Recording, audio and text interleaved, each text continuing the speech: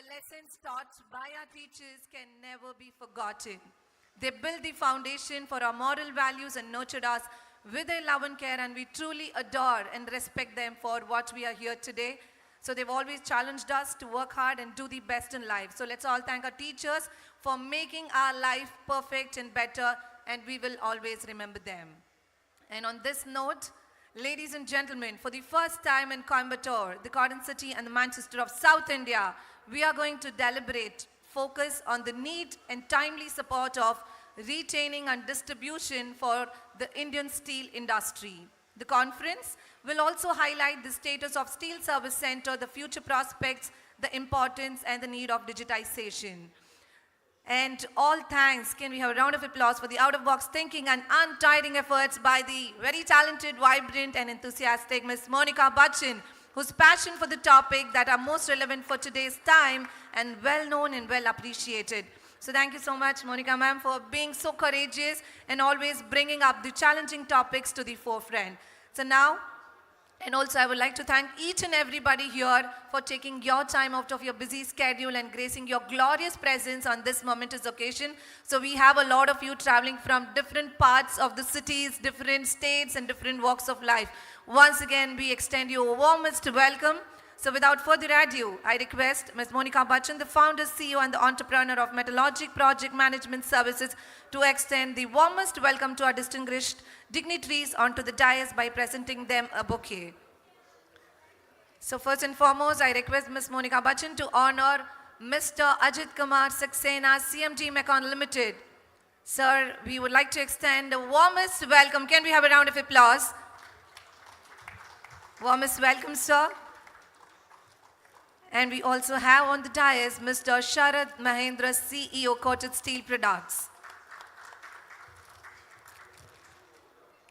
Well, ladies and gentlemen, Metalogic PMS is a startup launched in 2017 with a mission to provide Metalogic or decision-making logical support to the Indian and international steel and mining industry.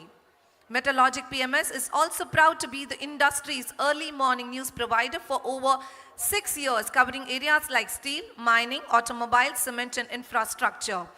Metalogic PMS also brings a collection of basic prices of commodities and an update on congestion at major Indian ports every morning. Metalogic PMS will be introducing a wide range of project management services in the near future, which are designed with the help of experienced mentors from both PSUs and private organizations, along with professionals from sectors like automobile, infra and information. So continuing the regional program series, Metalogic PMS here at Coimbatore, Tamil Nadu, to discuss, deliberate and meet the downstream industries of this region. So now I request Ms. Monica Bachchan, founder CEO, Metalogic PMS, to please join us on the dais to deliver the welcome note and to set the theme for the conference. Over to you, ma'am.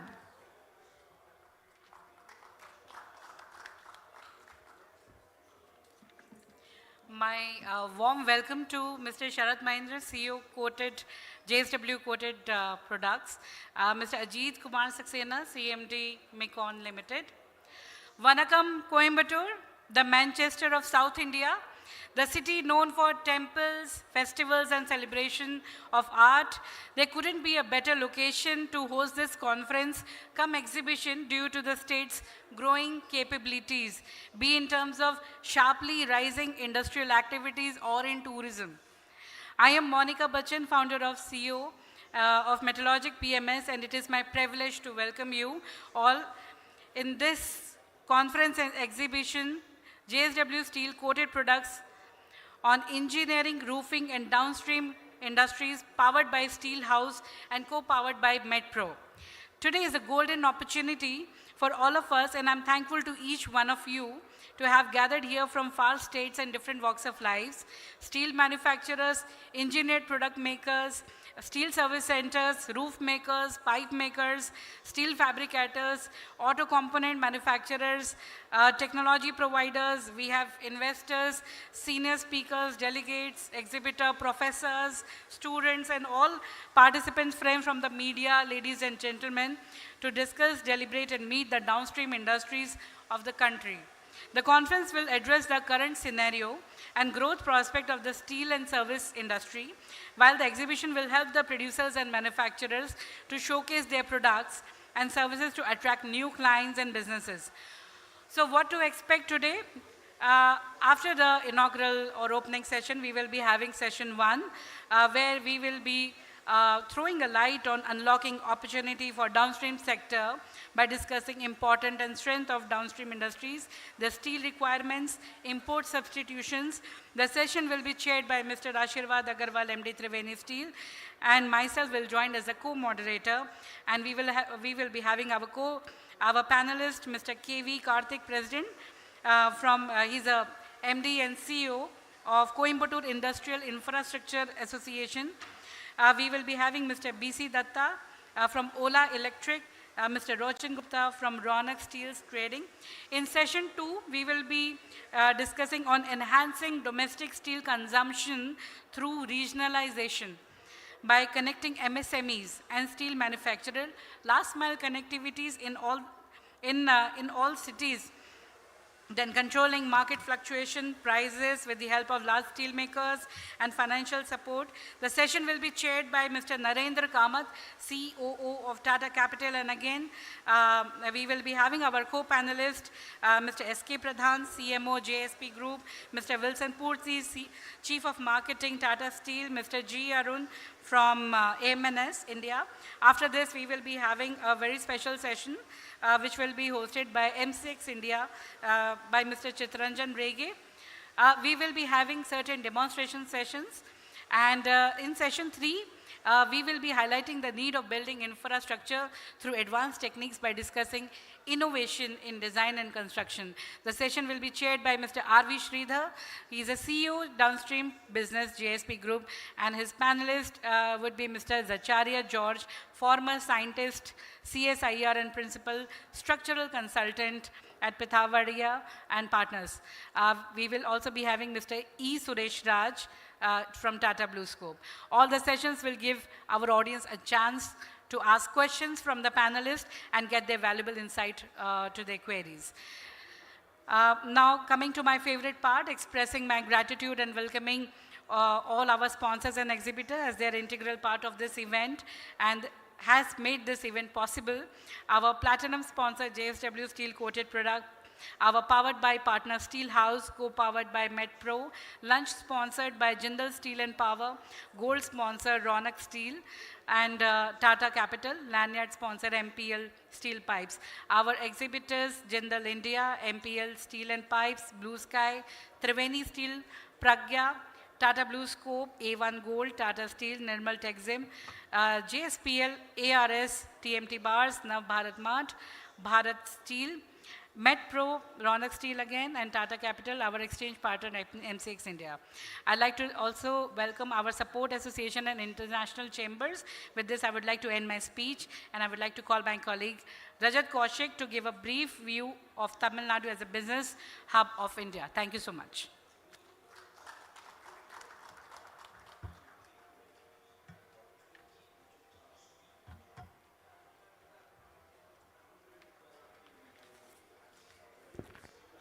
A very good morning to all of you. Myself Rajat Kaushik, and I am market analyst at Metalogic PMS. It is such an honor to present in front of such a distinguished audience and share the stage with industrial giants, I would say. I would like to express my gratitude to Ms. Monica Bachchan, our CEO, as she has given me this opportunity. Now in the next few slides, I would like to highlight the fact that why we chose Coimbatore or Tamil Nadu as the prime location for this expo.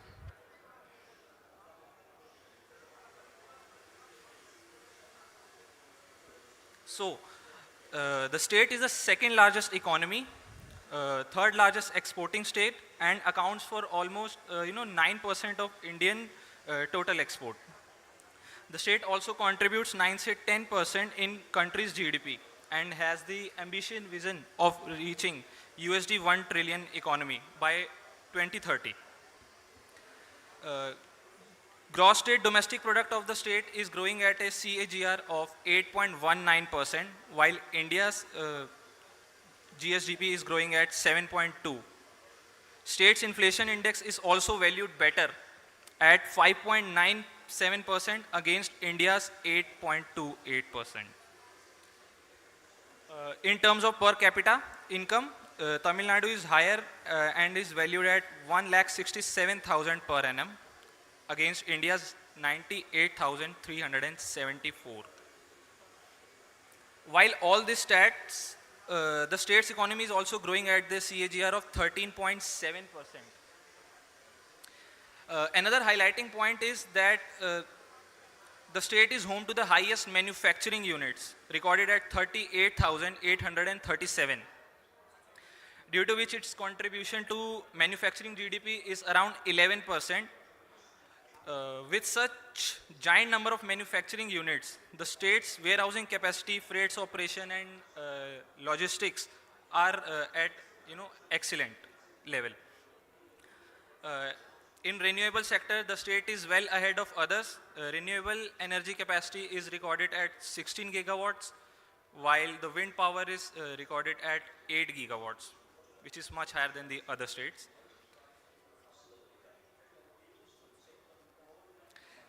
So, how many industries are operating in this state, but with such an ease? This was possible because of the regular government support, robust policies, robust policies which nourishes and attracts manufacturing sector in the state. Among various, few includes incentives by the government to industries based on sector, geography, investment, and employment opportunities they are willing to offer. The R&D policy by the government helps in nurturing innovation in the state.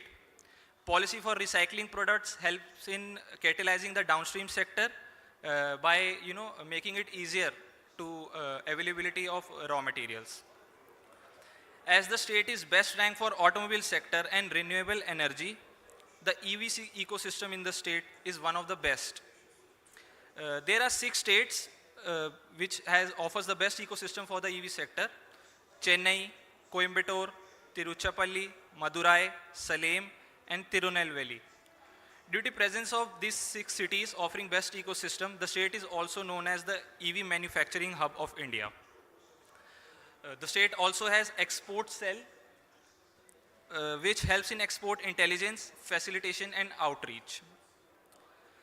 Subsidy program is also being offered by the government to MSME sector, which helps in availing the loan easier at lower interest rates. So, in terms of performance, these are the sectors and the rank of the sectors. So, automobiles and auto component manufacturing is ranked as first, machinery is second, fabricated metal product is third. This is the invested capital in these sectors and the Tamil Nadu's share in overall capital investment in the country.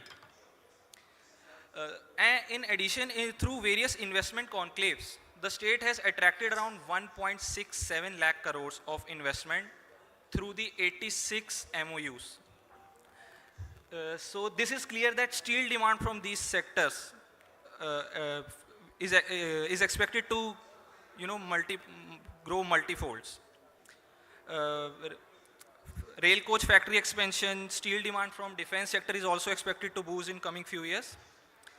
And along with these statistics, I would like to call my CEO, Ms. Monica Bachchan, to give you the clear scenario of steel industries operating in this state. Please, ma'am. It is a known fact that India has the best steel producers in the world. We are next to China in crude steel production and produced about 126 million tons of crude steel, 122 million tons of finished steel and output, out of which 119 million tons was consumed in financial year 23. This is one of the best period also for steel consumption. If you see in October, the steel industry has sold the maximum volumes and it is expected that the steel industry will go well in terms of domestic sales in the next 6 months. So again, the downstream industry and the domestic consumption is playing a vital role here. The capacity utilization was recorded at around 79% of, while the steel per capita consumption stood at 86.7 kg per person. Steel import stood at 7 million tons and export 8.3 million tons. In August, in fact, the exports have reduced because the domestic sales were so robust and so high that our manufacturers did not find, export viable. Then they plan to sell it domestically. In fact, now if we see JSW, Tata Steel, SAIL, everyone is focusing on to domestic consumption and regionalization. Going ahead in financial year 24, crude steel capacity will extend further by 6.5%, while demand will increase by 7 to 8%. The demand of finished steel is expected to further increase by 10 to 12 metric tons. Such a bright spot India is in right now. If we see slide 5, state has more than 91 steel units. I'm talking about Tamil Nadu, while the capacity is about 3.8 million tons operating at more than 65% of their capacity, producing almost 2.5 million tons. More than 95% of steel mills are induction furnace in Tamil Nadu, which means lower emission levels than other states. Tamil Nadu steel production capacity accounts 2.5 to 3% of total capacity, while production accounts 2 to 2.5% of total. 1 million ton of hot metal, 40,000 tons of pig iron, and 0.4 million ton of DRI is manufactured in the state. Tamil Nadu has 79 re-rolling mills with a capacity of 4.1 million ton manufacturing and 2.1 million ton. The consumption of finished steel in Tamil Nadu is highest as a result of highest number of downstream sector situated in the state. The steel sector presence in the state is very little due to factors which include its unavailability of raw material like iron ore, coking coal, and water within the state. The mines are at distant, which is why logistic cost is also high. Imports of raw material and semis are easier, but not an reliable option for long term. So Tamil Nadu is actually highest steel consuming state. If we see the next slide, in terms of pricing of IF, induction furnace TMT and blast furnace TMT bars, in Tamil Nadu, you will see the prices are little on a higher side by 300 to 500 rupees, and BF would be about 500 to 1000 rupees per ton. This is because IF-based TMT may not be suitable in coastal region, making buyers opt for primary-based TMT having higher demand in the state. Thus higher price. Flat steel prices are also higher in Tamil Nadu due to dependency on the states for raw material and logistic cost. If we see the next slide, special grades being imported by auto and auto component manufacturers should be studied and manufactured by steel units to substitute imports. Made in India tag should be ensured by a special cell of the state. Maximum auto recycling centers should be set up in state, and more scrap should be moved into Tamil Nadu for reducing dependency on imported scrap. Tamil Nadu government should exempt MSME from certain clearance and approval for 3 years and allow to start their operation in meantime. The MSME may take all approval anytime within the time period. Steel slag is heavily used in the state, and therefore government needs to provide cheaper logistics solution for the state. Common slag carrying facility may be devised to benefit both MSME and steel units. Power subsidy for steel unit is also recommended, and 20 steel units have shut their operations in the state, and government should solve their issues too, which we recommend. In our opinion, there is a huge potential for steel demand in the state from sectors like auto and infra. In the past month, it has been seen that the steel sales in domestic market has reached peak levels. Steel mills have started to focus domestic market, like I said earlier, and have kept steel prices stable. Now, since the domestic consumption is increasing so much, the prices you will see is going stable, which is a very positive sign. Going ahead, the market in terms of demand for the next six months seems to be very positive. Thank you so much.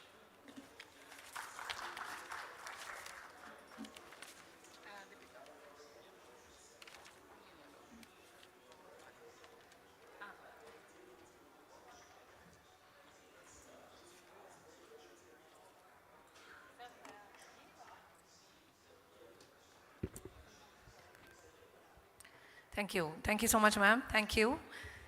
Well, ladies and gentlemen, now the steel, the humble but indispensable metal without which we cannot imagine our existence. From a minuscule needle to the most advanced spacecraft, steel is not only everywhere but in our nerves too. So all you ladies and gentlemen of steel, get ready for a long day of stimulating discussions, deliberations and presentation.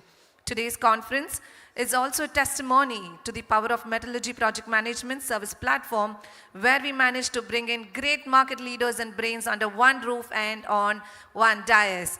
So, with a big round of applause, I would like to welcome Mr. Sharad Mahindra, CEO Coated Steel Products, JSW Steel, to please join us for the keynote address. With a huge round of applause, ladies and gentlemen.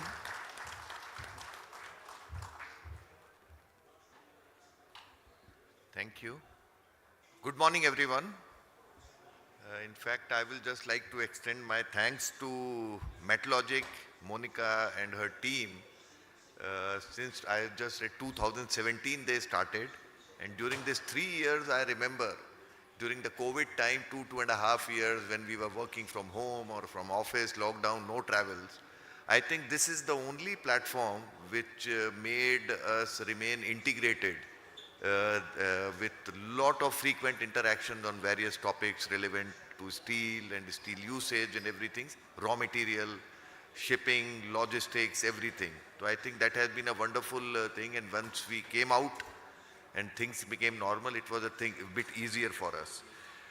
For today's event, I feel that this is a very, very important event, at least from the steel industry point of view, I will say that sitting with you all, because at times that you keep reading and we keep making announcements like this is the new capacity additions taking place, this is the capacity addition happening, this is the production. But what are the challenges and what are the thought process when we are deciding on certain decisions that okay, we will add this much of capacity in a period of 1 year, 2 year, 3 year, 5 years, but what all factors we consider. And one of the factors which is very important, I feel, is important to discuss today, which also influences our decision. What to do, how much to do, if not, then why not to do. So I think thanks all of you that you all are here in large numbers.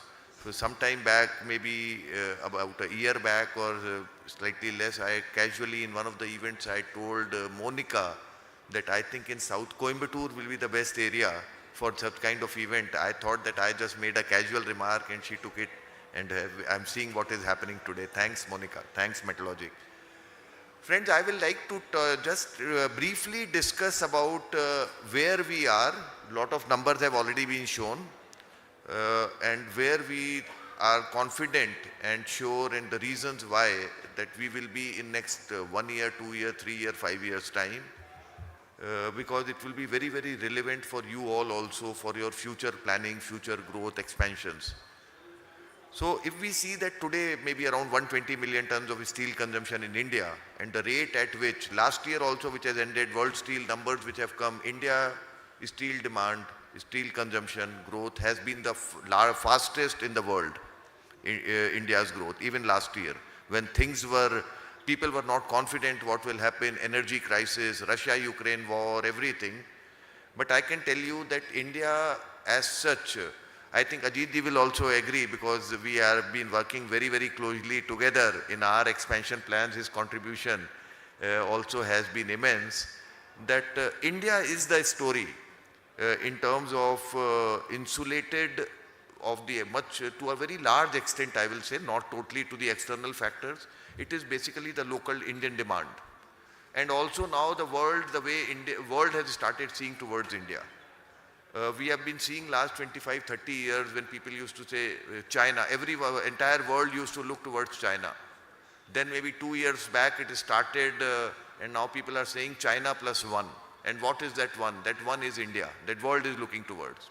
But I have wanted to add, I have been saying this, it is going to be China plus one minus China for the world. It is only going to be the India. And it is not just a statement. These are backed with fundamental numbers, working which has been done by our team, and what world is looking for. Our team keeps traveling. We are the largest exporter also, and not only steel but in general, and not only steel, in general, whether service sector, we all know what India is catering to the world, in manufacturing also. But here where your role also becomes very important. If you see at times people say that Indian steel mills are exporting. It is that we have a demand, sufficient demand to take care of the local requirement and the capacity expansion the way it is happening. That maybe in next 5 years time or by 2030 India will be 300 million ton plus capacity. And we at JSW only presently at 28.5 million will be 38 million next year only. That's 10 million ton capacity addition happening.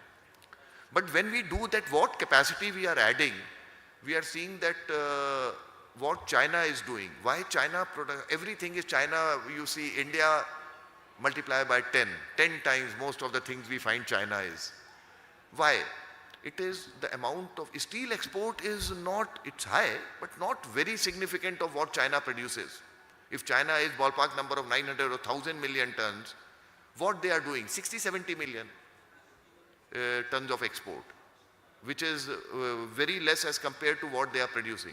It is the engineered exports, engineered goods export what China is doing to the rest of the world. That is where we call the downstream unit. Today, please don't take me otherwise, but when I talk downstream business, when what you are doing, sir, I am putting up a service center. Service center, majority of the cases, few who are looking outside, other than that also, gets limited to cut to length, slitting line, profiling line.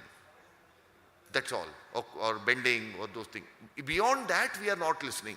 We are not even thinking. Few have entered into solar, but that is also a kind of a profiling only. Beyond that, there are huge opportunities of downstream business service centers. I personally visited a lot of service centers, especially in last 7-8 months, visited the largest service center of Spain, which is in Barcelona, and what I saw that what they are doing was, to be very honest, I cannot blame you, it was an eye-opener for me also. The kind of things they were doing, the steel usage, what they are doing, the kind of steel they were getting. So we also came back after that about 8 months back that we have to set up a line. We have decided on product range, but India, when we found out that processing facility for that kind of steel is zero. So I said, even if I make the steel, it cannot be processed. And the usage when I saw in Europe was phenomenal. If I say that if I have to produce a 8 millimeter or a 10 millimeter or a 6 millimeter galvanized for profiling and other applications, there is processing capability is not there in India. So we said, okay, let us now focus on downstream, interact with the processing facilities, understand, finalize their expansion plans, and then we will also set up. And for that, within this year, we at JSW are going to have a mega event, a one full day event, only with you all at a national level, in which we will be showcasing what is happening in the world. We will be calling the big service center processing people from outside India, from European market, from US, what is happening in Japan, what are the opportunities? Opportunities are unlimited. So friends, I think now the time is that we have to look beyond, because the most important thing, you people role, it is, maybe I am sitting here, I am praising you all, but practically I'll tell you how important your role is. For steel mills and customer, you are in between a conduit.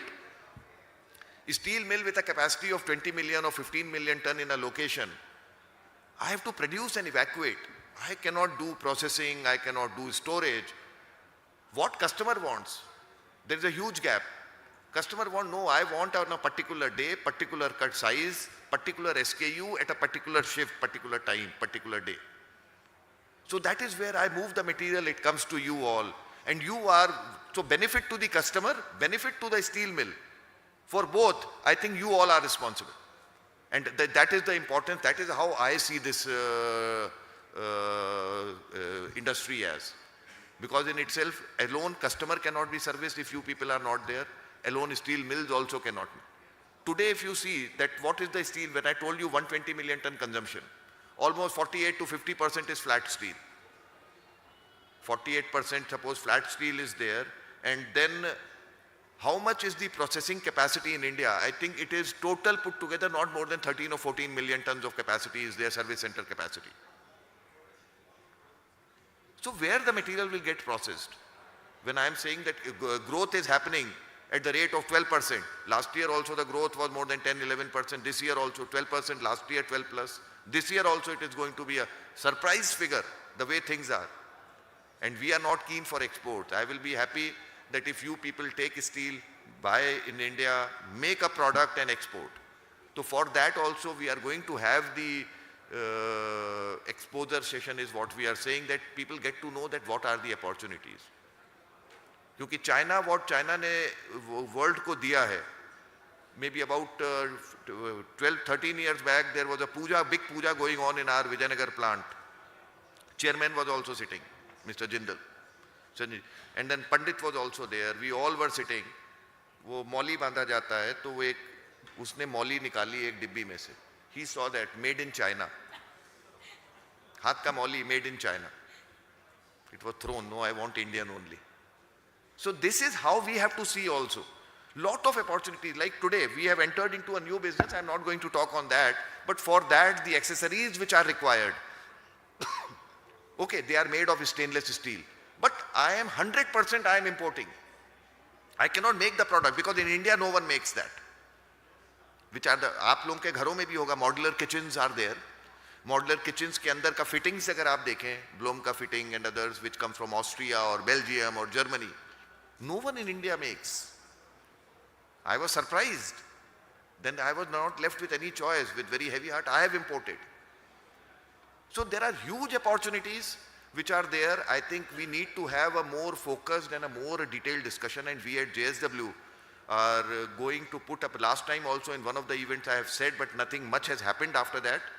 But I think we are going to have a focused team interacting individually with you all, whoever is interested, to present various alternates of like renewable energy sector, fast growing sector. Everyone put the investment in the fixed tilt structures. Now the market has moved to all tracker tubes, torque tubes. For that the technology is different. So I think there are many such areas which we need to focus, and I am really happy that we all are here today, and I will like to definitely for some time when I am here maybe take individual views also. But thank you once again, and from our side we have our team from JSW also, Mr. Ashraf Ali, who has taken charge and started from this nice place of Coimbatore. His charge, he is the South India head who has been with us. So he will be there also interacting with you. Mr. Uday also, who takes care of the distribution network for the coated business. So thank you friends, thank you very much, and I'll be happy to maybe answer anything you want, anything else is there. Thank you.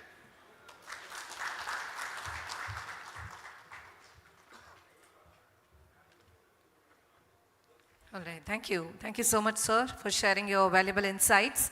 So now we have our special guests coming for all of you and presenting the special address. So can we all put our hands together and welcome Mr. Ajit Kumar Saxena, CMD Mecon Limited, to give a special address on engineering and steel with a huge round of applause.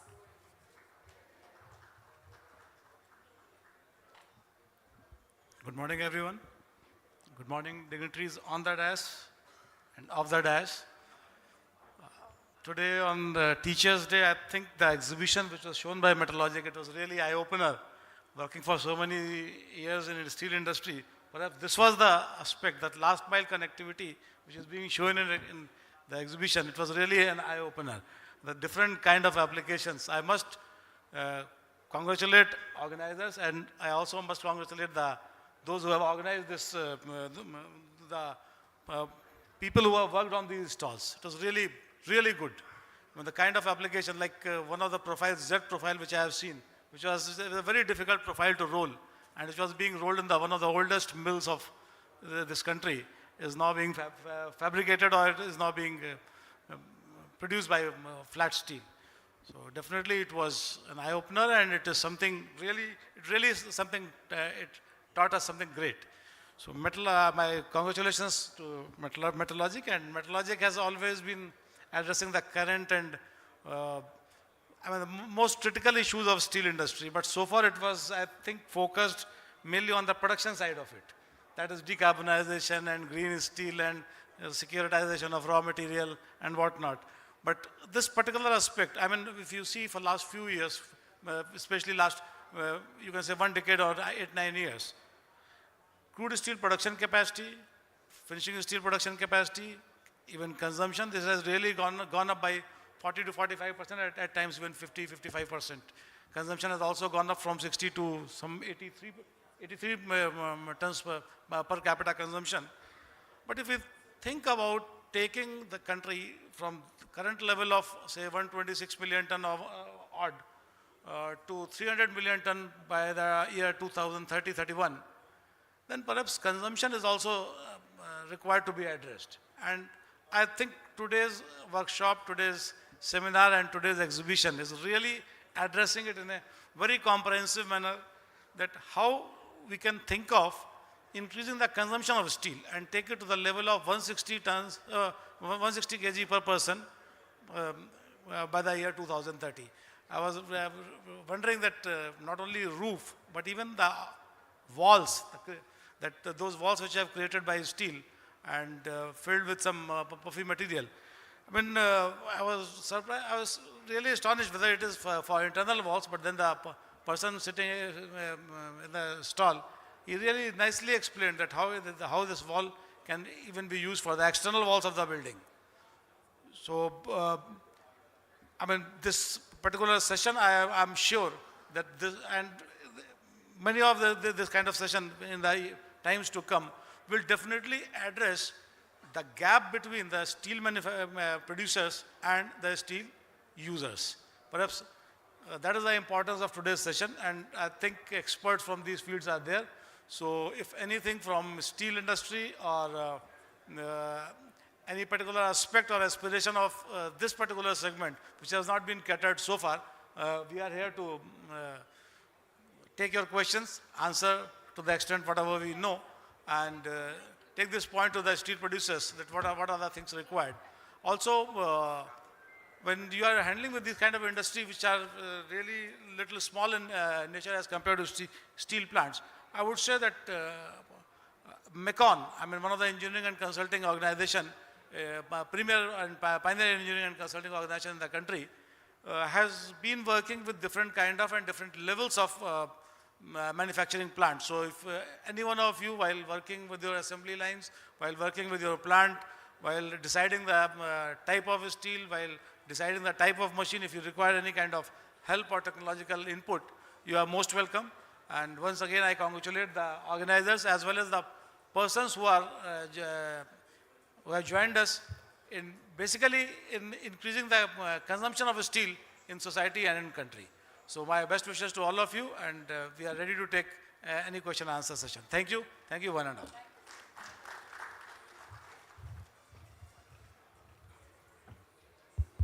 So we are opening the house for Q&A.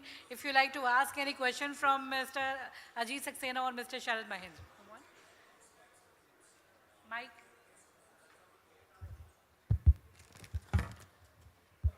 Good morning, Sharad sir. Question for you. Thanks for encouraging service centers like us. I'm Ashirvad Agarwal from Triveni Steel, Bangalore. Monica ji, I think the effort you've put for the last couple of years on connecting the last mile and and also on the service center. I'm really honored that the manufacturers have taken up this issue. But sir, you were mentioning about hosting an event. JSW is going to host an event, get service centers across the world, teach us how it works. Please do let us know how it works, and please call us and educate us how we can increase value of steel on the private sector. No, thanks. See, nothing. It is not educate. You people are experts. Beyond what we are doing, what majority we are doing, as I said, other opportunities and how the service centers are doing beyond what we are doing today. It's not the question of educating. You are experts in the line. The purpose is that there is opportunity. You people are willing for investment in a country like India where the opportunities are here. World is looking to invest in India.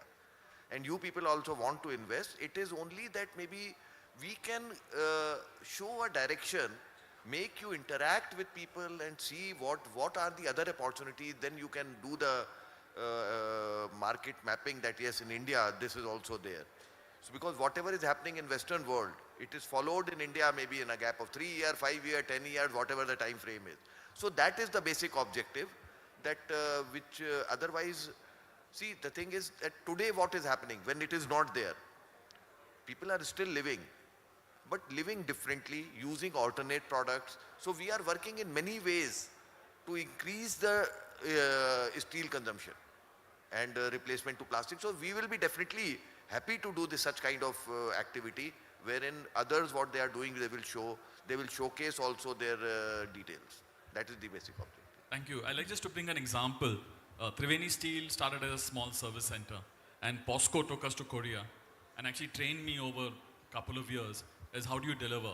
We didn't have tar roads in our service center. We had a football field, they called us.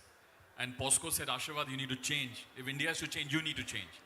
And this is what happened. And thanks for exactly, JSW doing the same. Thank you very much.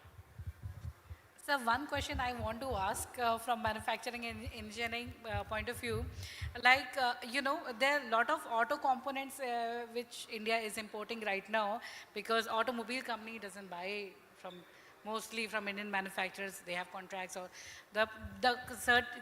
there's one particular issue what we have found is they usually complain about the quality of auto components. So as in, how do you see, how can we match the quality of auto component? Because here we have many auto component manufacturers sitting here. What is your suggestion? How should we go about it? And the need of engineering also.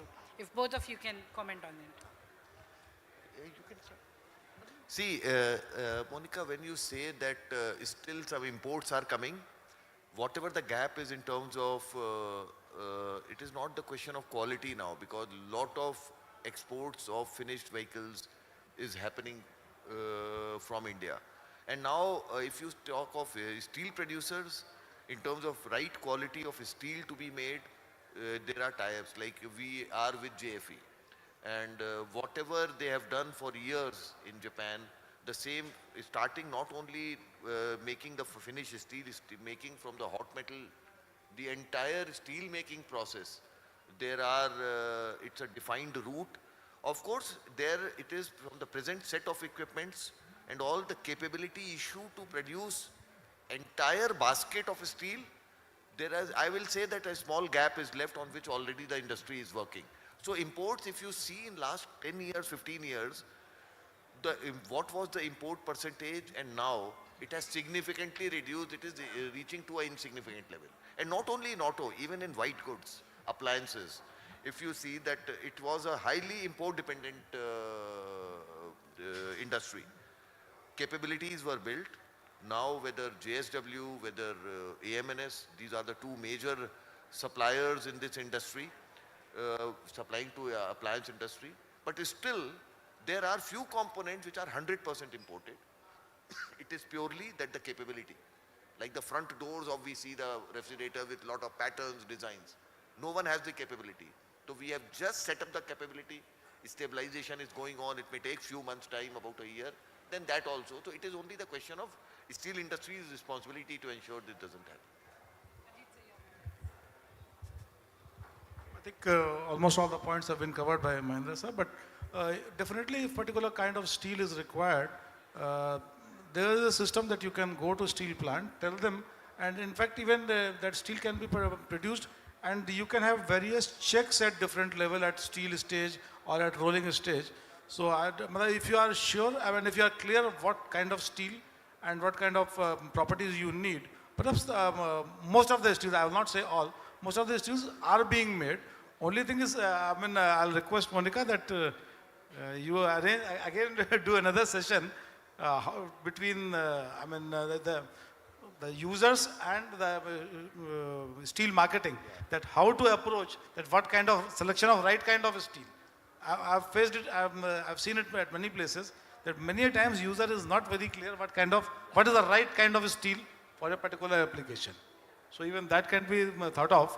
And but if you go to directly to the, I mean say that those quality labs or maybe the application engineers of different companies, perhaps they will take you, and right kind of steel can be produced. Of course, whenever the capability is challenged, yes, various PLI schemes are addressing the manufacturing of the production of those steels, and it is being facilitated from the government level.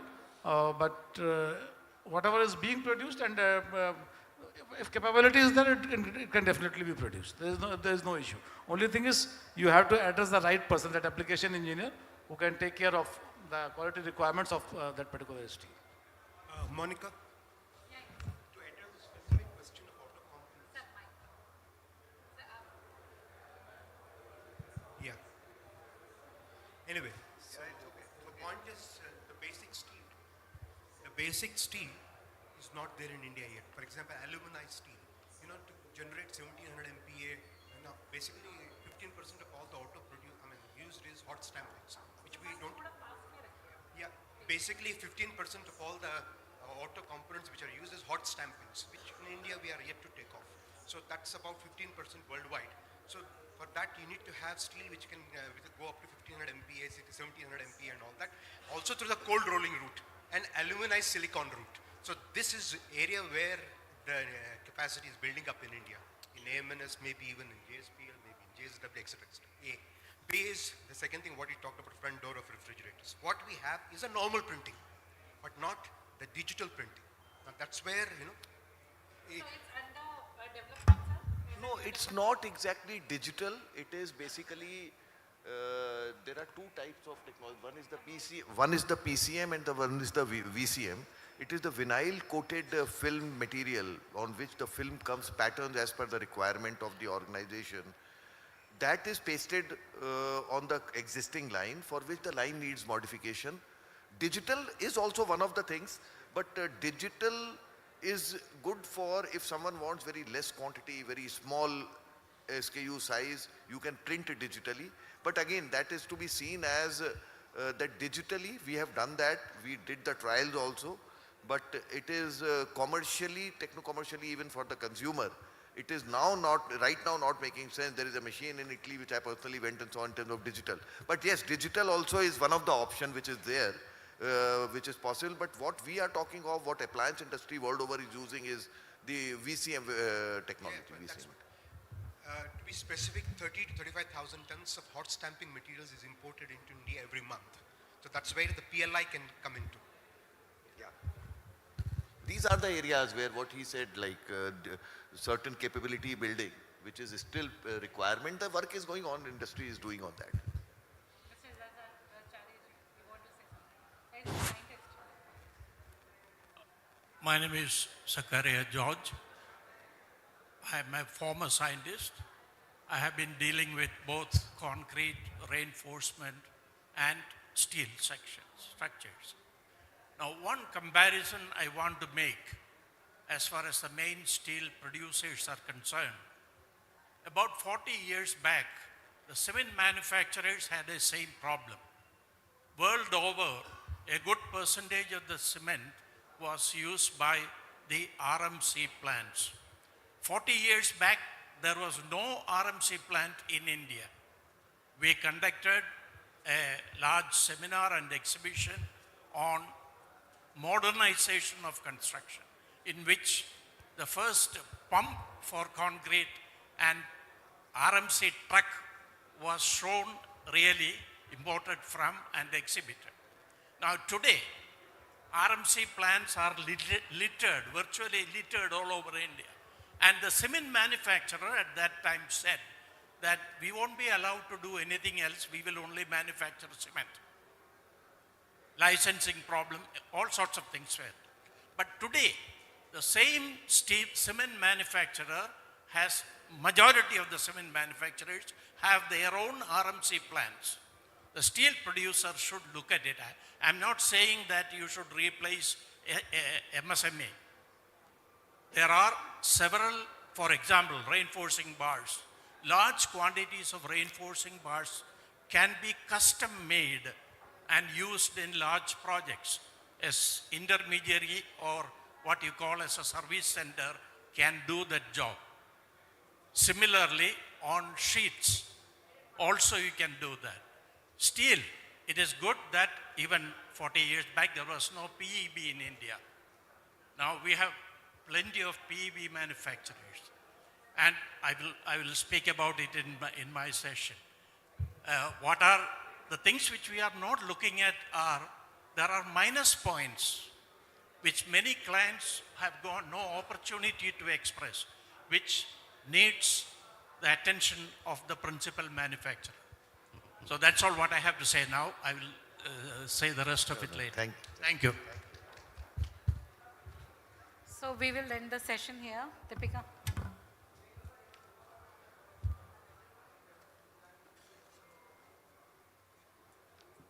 All right, thank you so much, everybody. So now, ladies and gentlemen, we are going to have a small felicitation to our esteemed dignitaries onto the dais. I request Ms. Monica Bachchan to do the honors in appreciation of the significant contribution of Mr. Ajit Kumar Saxena, CMD Mekong Limited. We would like to felicitate with a small memento, sir. Thank you so much for your wonderful presence and your significant contribution.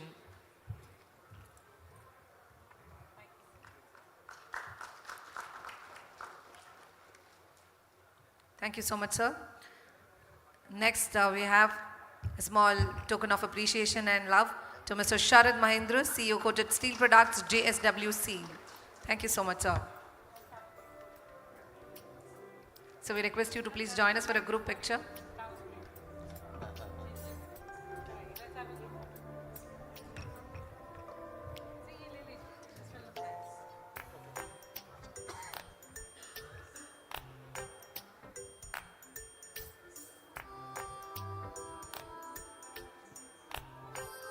Thank you so much, sir. So now, ladies and gentlemen, we are breaking for tea and it's working. So we would resume the conference in next 15 minutes. So the first session is going to be Downstream Industry Unlocking Opportunities. We will all see you in next 10 to 15 minutes. Thank you so much.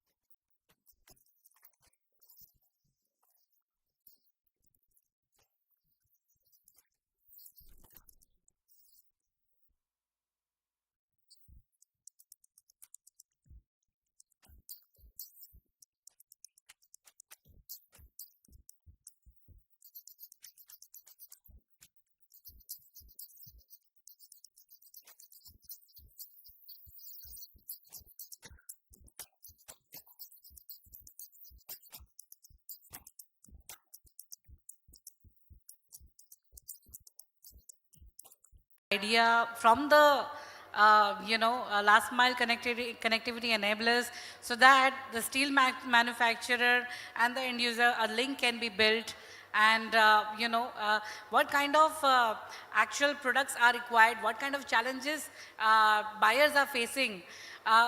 This can only be possible if we do this one-on-one discussion sitting here in the room, and this is how we came up with this idea. We have Mr. K.V. Karthik, who's a manufacturer of pumps. You won't see in many of the steel conferences. I'm sorry, Karthik ji, but we are very happy to have you. But generally, we hardly have participation from pump and motor manufacturers. I'm telling you, it's very sad on our part, but I'm happy that you are here. What challenges, when you buy the steel or when you procure your raw material, what kind of challenges do you face with the quality, price? Do you see there is too much of fluctuation in the prices or availability of material? So all these discussion we want to make in this session, and then only this session will be successful. Yeah. Good morning. Thank you for providing the opportunity, Monica. So it is a wonderful opportunity for me on behalf of Co-India and also on behalf of the Coimbatore pump industry, and right now on behalf of the Indian pump industry to be present over here. As you rightly said, the Indian pump industry, pump set manufacturing industry is around 20,000 crore industry, where majority of our raw material is steel. So the challenges, what we face is not on the quality side. We not matching great challenges because our quality steels are on par with the global manufacturers, and we have never faced any issue on the quality of steel when we are exporting or the certification mark, anything. Rightly, as one of the points you mentioned, it's on the price volatility and the availability during critical phases. During the 2021, precisely 2021, that later part of from October 2020 to 21 and up to the middle of 2022, there was a severe price volatility was there, where prices were increasing every few weeks. Every week there was an increase in the prices. Every day there was an increase in the prices, and whenever we had some orders or anything, there was not availability. So we are very skeptical on whether to accept new orders or not. One of the saddest part is that immediately after COVID lockdown, there was a very good demand for the Indian pumps. Actually, our industry grew about 30%. It was immediately after COVID, the next year, our exports grew 30%. Not our industry, I won't say our industry, our exports grew 30%. But we are unable to sustain that growth momentum in 2022 because our steel, our availability of steel was very fluctuating, and we were not able to commit anything to our customers. That is one of the main issues which we are facing. And the other thing is mostly for our pump industries, we use majority of the steels we use are on the motor part, as you rightly said. Laminations we are here to use. Lamination, sometimes when our manufacturers say there's an unevenness to some extent, I've heard them, because of which they are unable to do the same. They are facing some issues in the die and punches also. That is one of the issues on the quality side. The thickness unevenness. When you are using 0.5, that is also normally used steel, that is 0.5. Right now we are also trying 0.35 also. And 0.35 in a higher electrical grade steels, not on the regular grade steels. Electrical grade steels, if you take 0.35 grade availability is becoming an issue. There's availability within this country for 0.35 thickness steels. That is a very minor issue when you compare to the availability and price volatility. So that is one of the major issues for our pump industry. Thanks, Mr. Karthik, for addressing these issues. On the panel, we should have had manufacturers actually saying that. If somebody can answer this question on thickness variation, either from JSW or Tata Steel, somebody would be here? Yes, we have Mr. Wilson. Wilson, sir, to find out on the thickness variation electrical steel, if anything is there from your team you can share for flat products.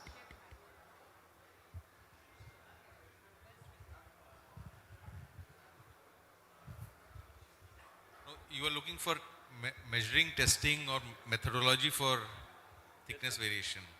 Measuring testing. Or online control? I'm unable to get you, sir. No, are you looking for methods, process for thickness variation control or online control mechanisms? No, what I am looking at is, see, I'm not the exact manufacturer of the steel laminations.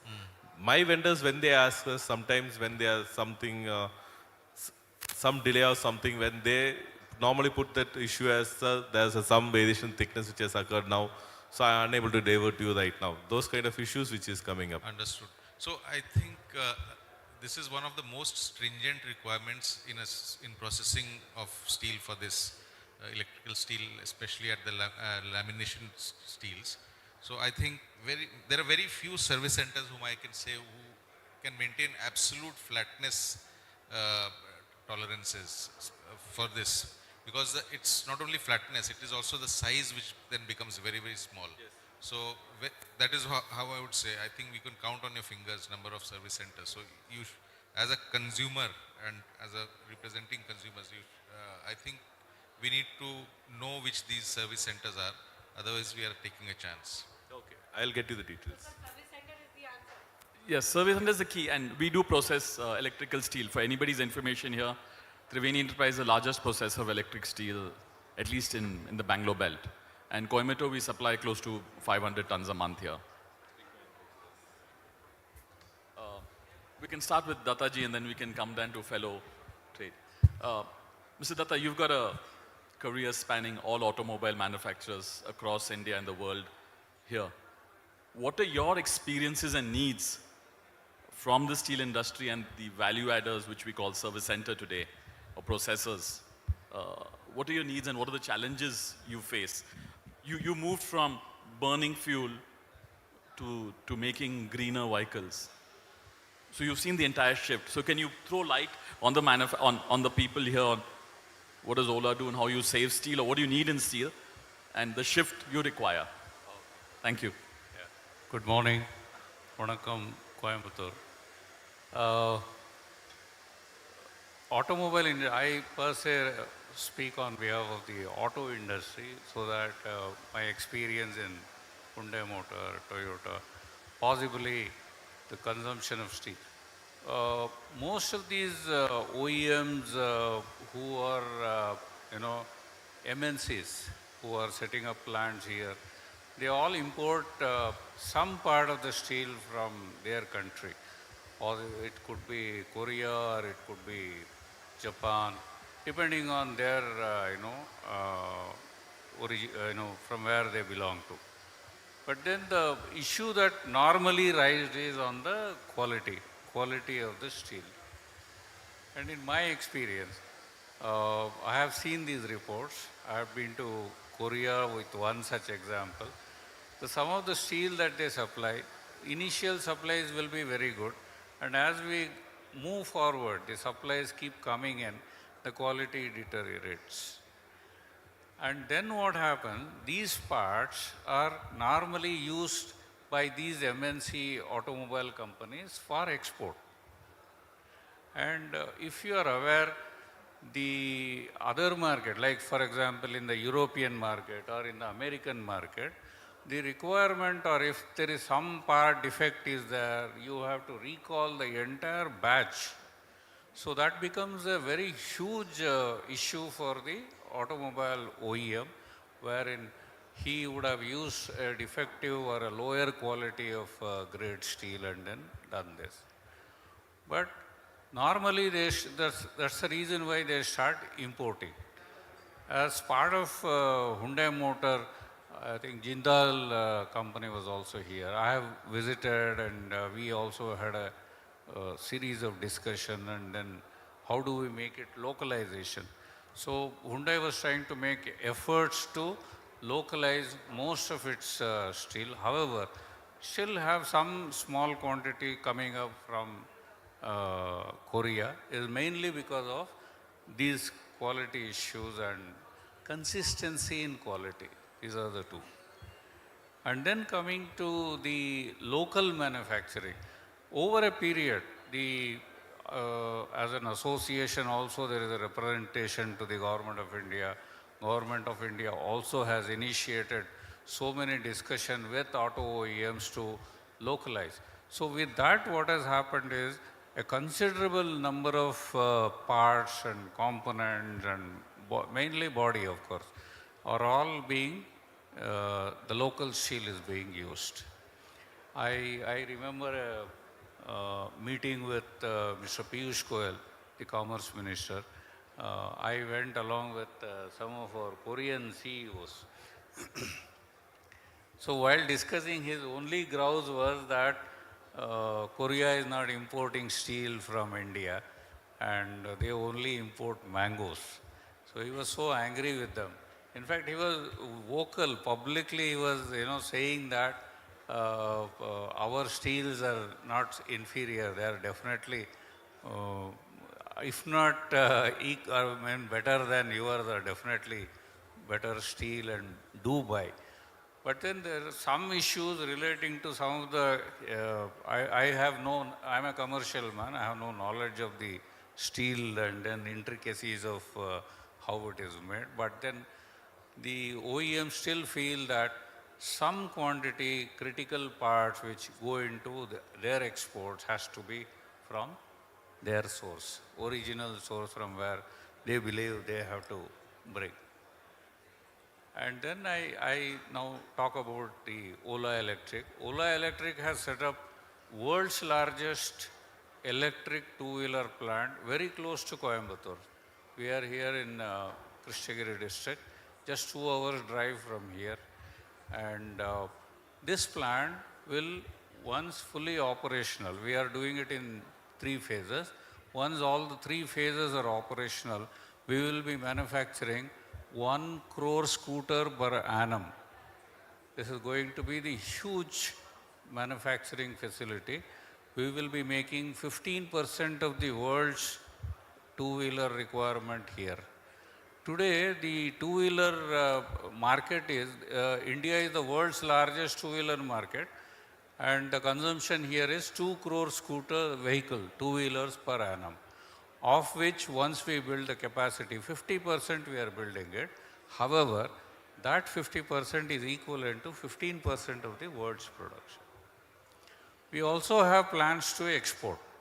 And coming to steel requirement in this plant, the requirement is only in terms of the steel frame.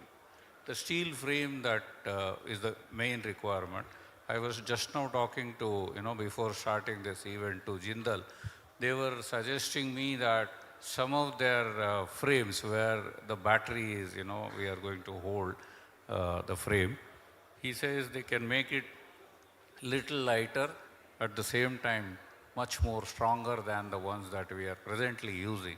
So the company looks forward to these kind of innovative ideas and structures, and so that we use those kind of steel so that the weight is reduced, so that the distance that we cover per charge, the battery charge increases.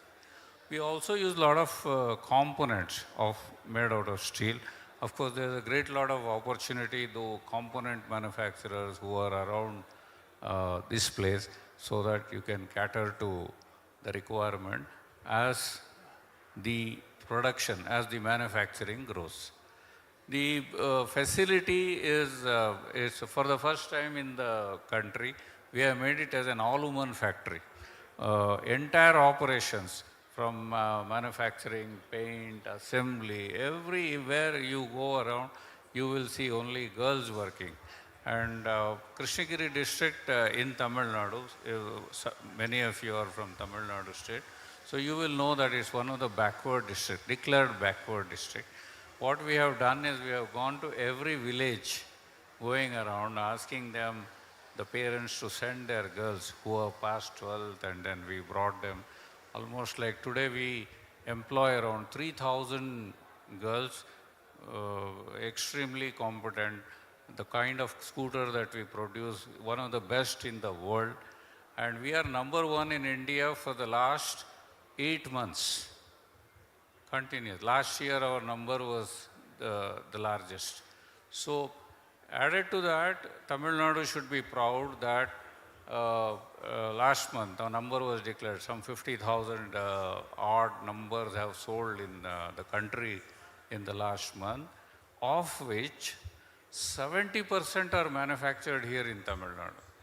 70% should be proud of. So added to that, so much of opportunity exists, you know, and the thing is that so much of, we have TVS here, Ola is of course there, close to you, and we also have Ather, Ampere is here in Coimbatore. So there are so many manufacturers, number is also increasing. And one last point on the opportunity side is that the entire this area, Krishnagiri, where our plant is there, and we have also requested the Tamil Nadu government to cover the Dharmapuri district also in this area to declare it as an electric vehicle hub. This hub will eventually, you know, house most of the two-wheeler or three-wheeler, all OEMs who are getting into the electric vehicle manufacturing, and also give space to the component manufacturing. The idea is to make sure that just in time, you know, when the part is required, of course, most of the manufacturing facilities follow this just in time. So it is supplied just then, so that the more you are closer, the better your supply will be accepted and then taken care of. And to end my, this thing, so my suggestion is on the, once again, on the quality. My experience is the quality is the most important, and ensure that this quality, for example, now this Ola also, we are going to export it to more than 100 countries worldwide. We have already started our discussion with many of the markets closer to the country. So we are going to start off. So more than 100 countries when I'm selling this scooter, the component has to be the best quality, best in the world. So please make sure that this kind of quality is maintained. At the same time, it is maintained at all supplies. As you supply, it should not go down. So it should be consistently good quality. Thank you so much. Awesome, Mr. Datta. One last question. 1 crore scooters. How much steel does he use? So per scooter, what's the kg of steel you use? Any idea? No, it's pipes, components. Yeah, the scooter weighs around 100 kgs roughly. So steel would be 50%? Or the or 20%? The 35 kg will be the weight of the battery cell. Yes. So 4 kilowatt battery we use, so that is about 65 kgs. So still we have 50 kgs of steel at least. Out of that, you have that frame and electronics and motor is there. Yeah. So we have a lot of steel to be used. Yeah, it's a great opportunity exists, at least for the units who are around this place, definitely. There's approximately 6 lakh tons of steel to be used every year. Every scooter? Every year. 6 lakh tons, so 50, 60,000 tons if you're going to produce a crore. Awesome. So we have Rochan here from Ronak Steel. You must be excited after listening to the two stalwarts on either side. Yeah, so I've been hearing my co-panelists for quite some time, and they've been mentioning about the quality and the pricing and quality and the just-in-time basis. So we've been in industry for about 30, 40 years right now, and the entire focus of our work is always towards providing the supply chain logistics. We at Ronak Steel always believe that the customer, whoever it is, the end customer, whether it's person setting up the Ola factory right now. I am supplying steel over there, just for information. So person setting up the Ola factory right now, or person doing the regular job. So a call comes in the morning and they ask that, when exactly am I expecting my steel? And by that time, actually, I haven't even received the order. So it's always that they want the steel on just-in-time basis because they don't want to hold on to any inventory. The number of SKUs right now for any vehicle ranges from 15 to 20, depending upon the quantity ordered or depending upon the size of the customer. So it's always important for us to have a service center, a well-equipped service center, not just in space, but also in the size. The manufacturer, they are manufacturing, the quantity is just increasing. As our predecessors, just to mention, some time back, they said that JSW alone is going to expand its capacity from 25 to 50 million tons. I don't think so. It will be feasible for them to going forward to really cater to every MSME down the line. And it will be the challenges of those MSMEs will be to find the right quality steel, the right SKU in the right time. That's where I believe every supplier and every service center will have to step up to make sure that those gaps have been fulfilled. Yes, I do agree to your point that quality. With each and every customer, they have their own TDCs. I would suggest that you should get in touch with a good supplier. I'm sure your needs will be taken care of. Yes, the journey has started. We at Ronak Steel started processing steel, I think so 30 years back in Chennai. We were one of the first ones to set up the service center. And since then, it's been a long journey. We market ourselves as steel ATM, wherein we are supplying any types of steel, any types of steel, any quantity of steel, any time availability. So that's how we, call ourselves. Going forward, I would say that for all the users, it will be that, I've just written down a small line as I was hearing Mr. Datta speaking over here. The journey has started for a better service and quality. And now we are at a stage wherein the speed at which the changes is coming is much higher, and the requirements of yours will be met at a much faster level. Thank you. Thank you, Rochanji. KV Karthikji, I want to ask you one question because you're representing a very important association, Coimbatore Industrial Infrastructure Association. As an association president, what kind of changes have you noticed in Coimbatore industrial infrastructure wise in the last 5 or 10 years, and how do you see present and coming future? See, one of the major changes what I have noted is that the third generation is coming into the business. So they are not waiting for anything. They want anything immediate. Say I am in the cusp between second and third generation. See, I myself are feeling I am getting older. So many youngsters are coming. They are always saying, Karthik, yeah, we are bored with this one. We will go something more. We want more. We want to do more. That's why we are also keeping on innovating new products. Particularly from the pump industry, like someone has mentioned to me, we have started that BLDC, all the new concepts of Sinaram, BLDC, everything, at least for our pump applications we are doing, but maybe some of members are also interested in doing EV motors, maybe we can also tap with Ola. So that is one of the changes. But as an industry-wise, if you see, in the last 5-6 years, there's an enormous growth in the industry. There's an enormous expansion, the capacity utilization rate has increased. Most of you will not believe the kind of volume of pumps and motors that are being made in India, in Coimbatore. More than a lakh motors are made in pumps, the pump sets are made in Coimbatore every month. So that is a huge numbers. Most of people, it is like, most people don't know this one. So this is the kind of growth which we are seeing in Coimbatore. So in the next few years, definitely it is going to increase. There will be more consolidation of the industry, and more there will be a lot of contract manufacturing will happen. So a lot of overseas manufacturers will be outsourcing and contracting the products itself to be made in Coimbatore. Earlier it used to be only a part, we will be supplying a castings or one part or something. Now it will be entire product itself will be getting manufactured in Coimbatore. So that's why I am foreseeing in the next even right now it has started, the next 4-5 years, the numbers will increase. So what are the service center capacities in Coimbatore? Do you find it's less or it's sufficient to meet at least your motor needs? Definitely, I would say it is less.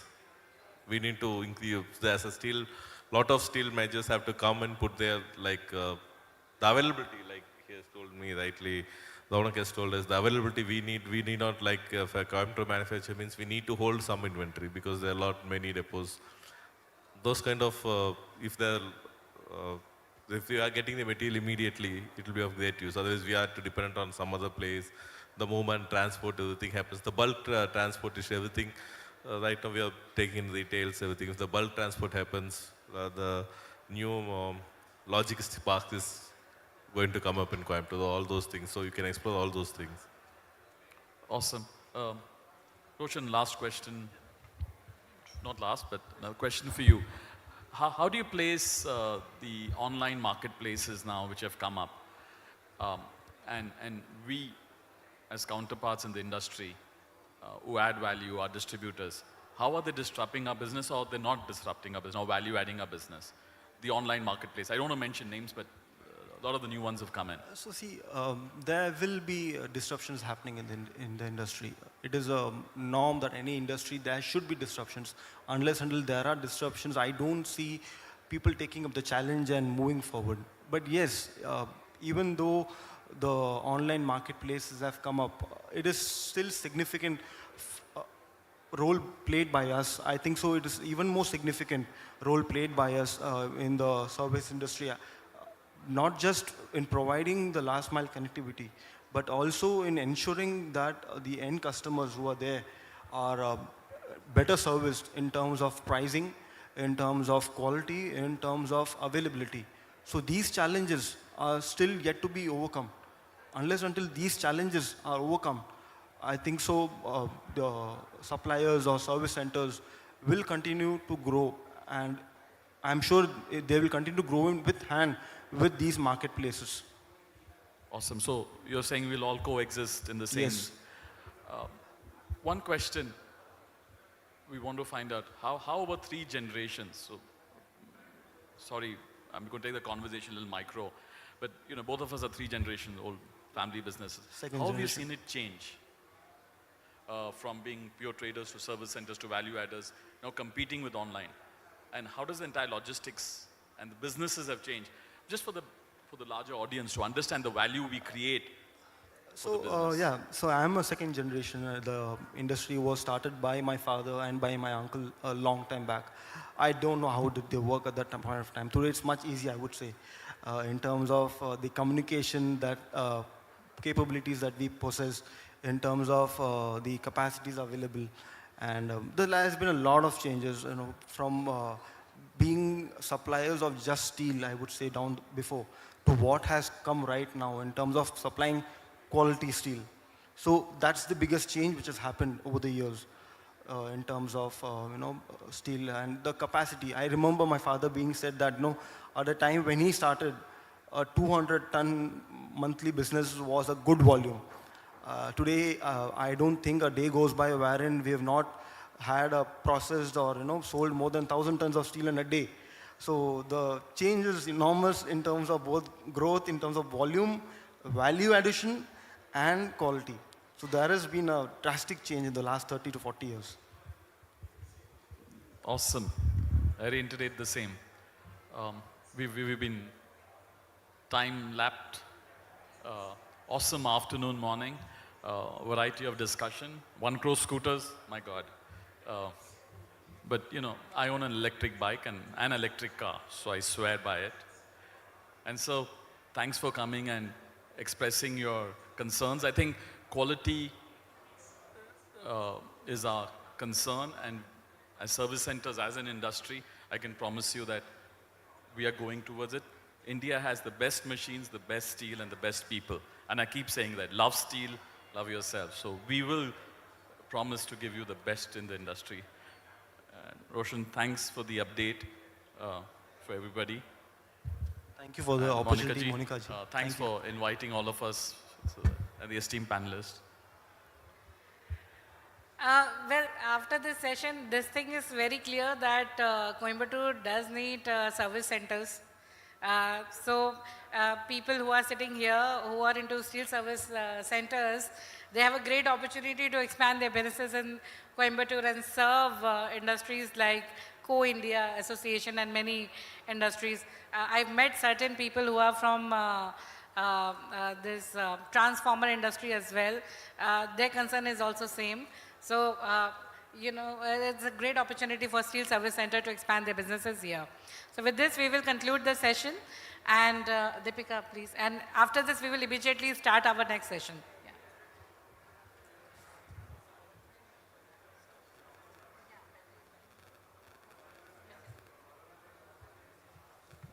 All right, thank you. Thank you so much. So can we have a round of applause for all our esteemed panelists and our moderators? So we have a small token of felicitation, sir, and I request our session chairperson to please do the honors. So I request Mr. Ashirwad Agarwal, MG Triveni Steel, in the appreciation of the significant contribution of a panelist, a small token of love and felicitation, sir. Thank you so much.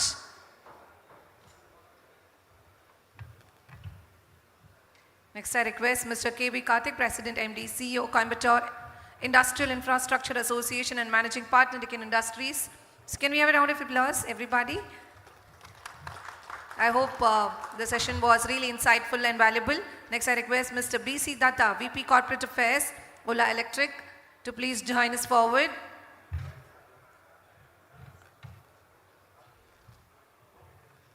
A small felicitation and appreciation of your significant contribution. Thank you so much, sir.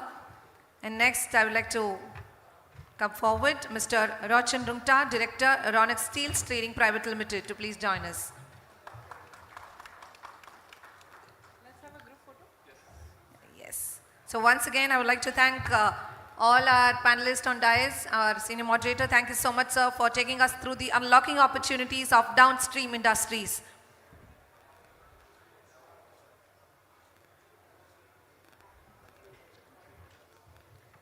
Now moving on, ladies and gentlemen, we are going to have a small presentation by Tata Capital, and I request concerned person to please join us forward. Over to you, sir.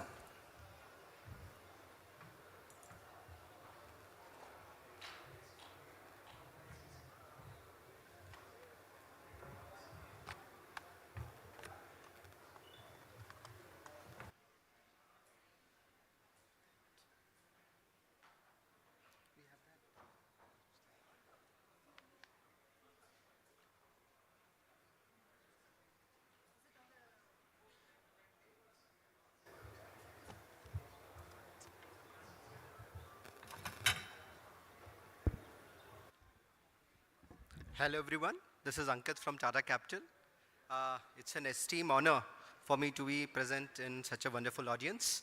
So I'll just take some couple of minutes and explain what Tata Capital is all about. So we are from Tata Capital Supply Chain Finance Division. Tata Capital started in the year 2007. It's a 100% subsidiary of Tata Sons, and we are a registered NBFC. Now, Tata Capital has array of products. Specifically, when you talk about, we are from retail finance. If you have to talk, it's home loan, two-wheeler, auto, etc. And we are here from commercial and SME finance.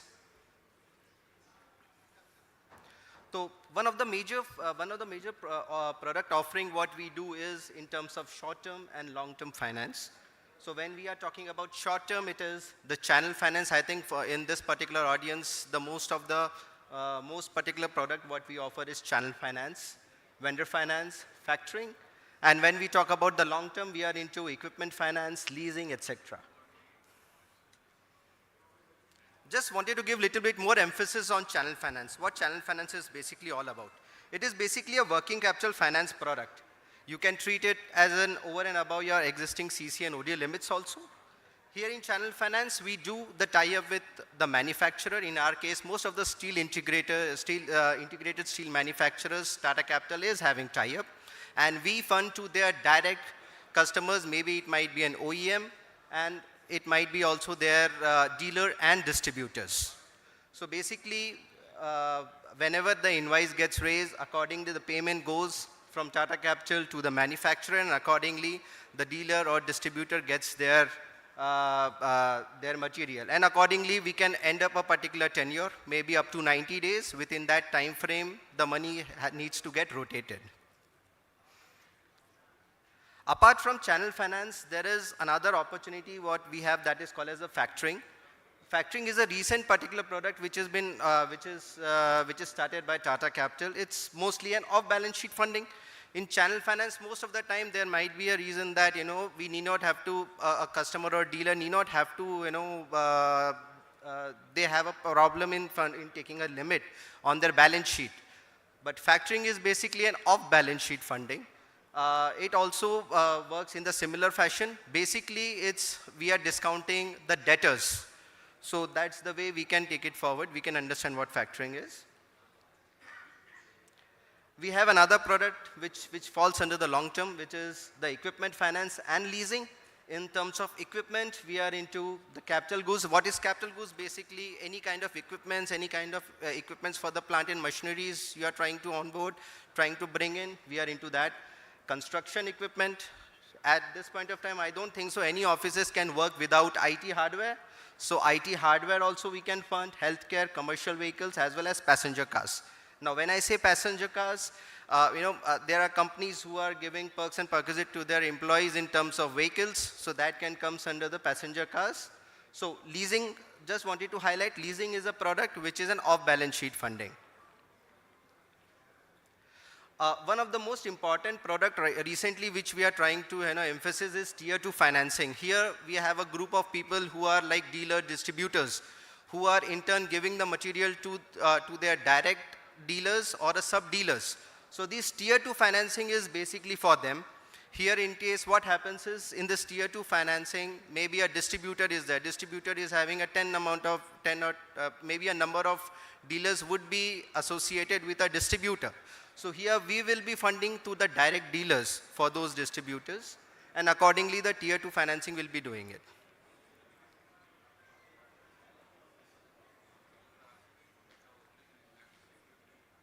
So in case we are here, in case during the day's time, we can get connected. This is our contact details. Thanks a lot.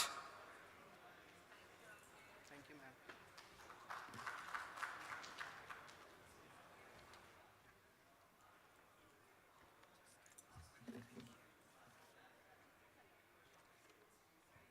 All right, thank you so much. So now, ladies and gentlemen, we are proceeding towards our session 2, which is going to be enhancing domestic steel consumption through regionalization. And for that, it is going to be chaired and moderated by Mr. Narendra Kamath, COO, to please join us onto the stage, CEO Tata Capital, and our co-moderator, Ms. Monica Bachchan. And would also like to invite our esteemed panelists to kindly join us for the session 2. I would like to welcome Mr. S.K. Pradhan, Chief Marketing Officer, JSP Group, Mr. Wilson Pooty, Chief of Marketing, Branded Products, ECA at Tata Steel, and Mr. G. Arun, Business Leader, Hyper Mart, South Region, AMNS, India. So ladies and gentlemen, on this session 2, we'll be knowing and learning a lot about bridging the gap between MSMEs and steel producers, reaching 2-tier, 3-tier cities and rural India, need for support from large steel makers in fluctuating market, and commitment to growth and support to create import substitution products and financial support to the companies. So once again, can we have a round of applause for our chair, moderator, co-moderator, and all our esteemed panelists onto the dais with a big round of applause.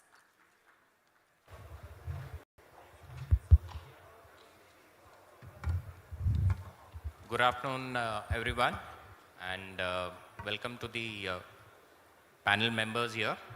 So we had a couple of interesting rounds in the first half of the day, wherein people spoke about how we heard the JSW Steel talk about what the large integrated steel plants talk about. We also heard from the actual consumers about what is their expectations from the steel manufacturers and their ecosystem also. So presently what we'll be covering here is primarily about trying to understand how do we ensure that there is an enhanced regionalization of the steel consumption. How do we ensure that there is a far more easement of that steel is made available, particularly from an MSME perspective, given the fact that the kind of customer and the ecosystem that we'll be catering over here. A lot has been said about Coimbatore being the Manchester of the South, but we also heard Mr. Karthik say about the kind of engineering developments which have happened over a period of time, and Coimbatore and the neighboring areas have actually been engineering hub for a lot of engineering products and industries which possibly many of us may not be truly aware of. But I'm sure as we progress along, we'll be able to hear a lot from them, from the people who are there in the audience, as well as being able to throw some light on what is it exactly that we can do overall to this ecosystem here. So some of the points that we'll be covering here today in the panel will be about one of the points which also came up in the earlier discussion is about how do we ensure that steel is locally available.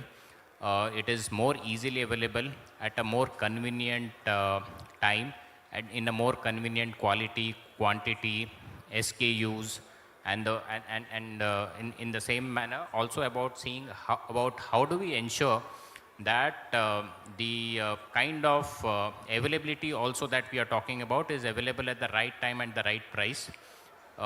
So going ahead with the session, the first point that we'll be discussing largely about it is about how do we ensure steel consumption availability, which is the key factor for the MSMEs for their manufacturing. What are the key plans and actions which are taken by the large steel manufacturers that we have on the panel. So I would request Mr. Arun, if you can start with what are the plans that AMNS has in terms of ensuring that steel becomes available to the end consumers. Thank you, Mr. Soji. Yeah, right. So, good afternoon to everyone. To ensure that the steel is available to everyone, as AMNS has got retail outlets, which is company-run retail outlets across the country. We have around We have around 18 outlets across the country, which is run by AMNS, and still counting. So most probably we'll be expanding the retail outlet across the countries also. And this assures and ensures that the customer gets the right material at the right price and the right quality. And apart from this, we do have service centers which is spread across the country. We have 5 service centers, so which is used for catering to customized material requirements to all MSMEs and end-use customers. So apart from this, we do have an understanding with NSIC, that is National Small Scale Industries, for catering to MSMEs and to facilitate them. So, and the last point where we are trying to bridge the gap is through digital platform. We also have a e-sale portal, online portal, to cater to the material procurement that is required by the end consumers. So these are some of the initiatives that have been taken by AMNS to ensure that the material is available to all the consumers at the right time and at the right quality and availability. Yeah, Mr. Wilson, your thoughts on making steel available to the MSMEs? So there are 2 parts. I think first we should connect to the 2 sessions which took place, which is in terms of downstream, because MSMEs do not buy steel in the way and the form the steel supplier manufactures. So there is a lot of processing that takes place. So it is a processed steel which has to be made available. Now there are 2 models. The first model is, and which is most prevalent right now, is the processing center or the service center is located near to the customer hubs or various industry bodies. And by the sheer location being near to the customer hubs, that is how availability is ensured. There is a second model which is coming up, and this will start coming up in terms of as the demand grows, the service center capacities will start going up. And when service center capacities will start going up, they will be looking for economies of scale. And once they start looking for economies of scale, they will look for a larger area to service. And when they look for larger areas of service, they will look at, instead of having a local service center, you will start looking at regional service centers. And that is why this concept of once, if you have a regional service center, it will start catering to, it will need a distribution system thereafter. Today the processing center is right at the heart of where the demand is, and hence the distribution is from there itself. Tomorrow it will, so it has taken us, for example, today Tata Steel's services through 140 channel partners and through 55 service centers across the country.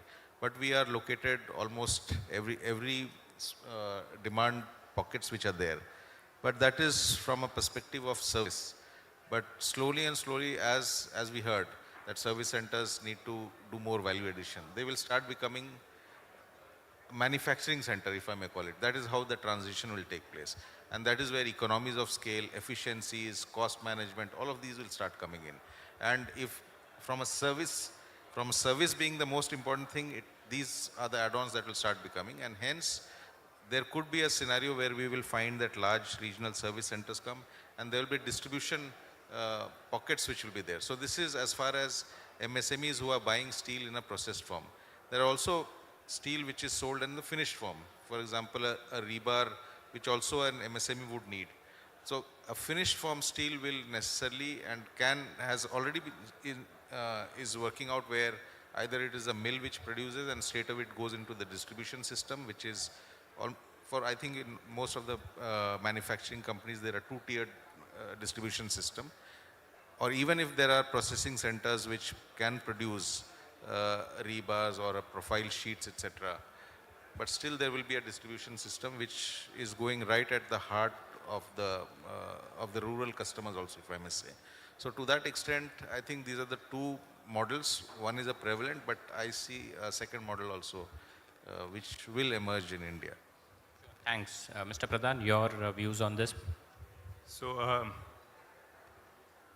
what Mr. Wilson told, so as a new entrant in this field, we have been on the majorly on the products which were mainly catering to the large infrastructure projects, but right now we are putting up a hot strip mill which will be operational in a month's time. Then we are coming up with cold rolling mill and downstream products.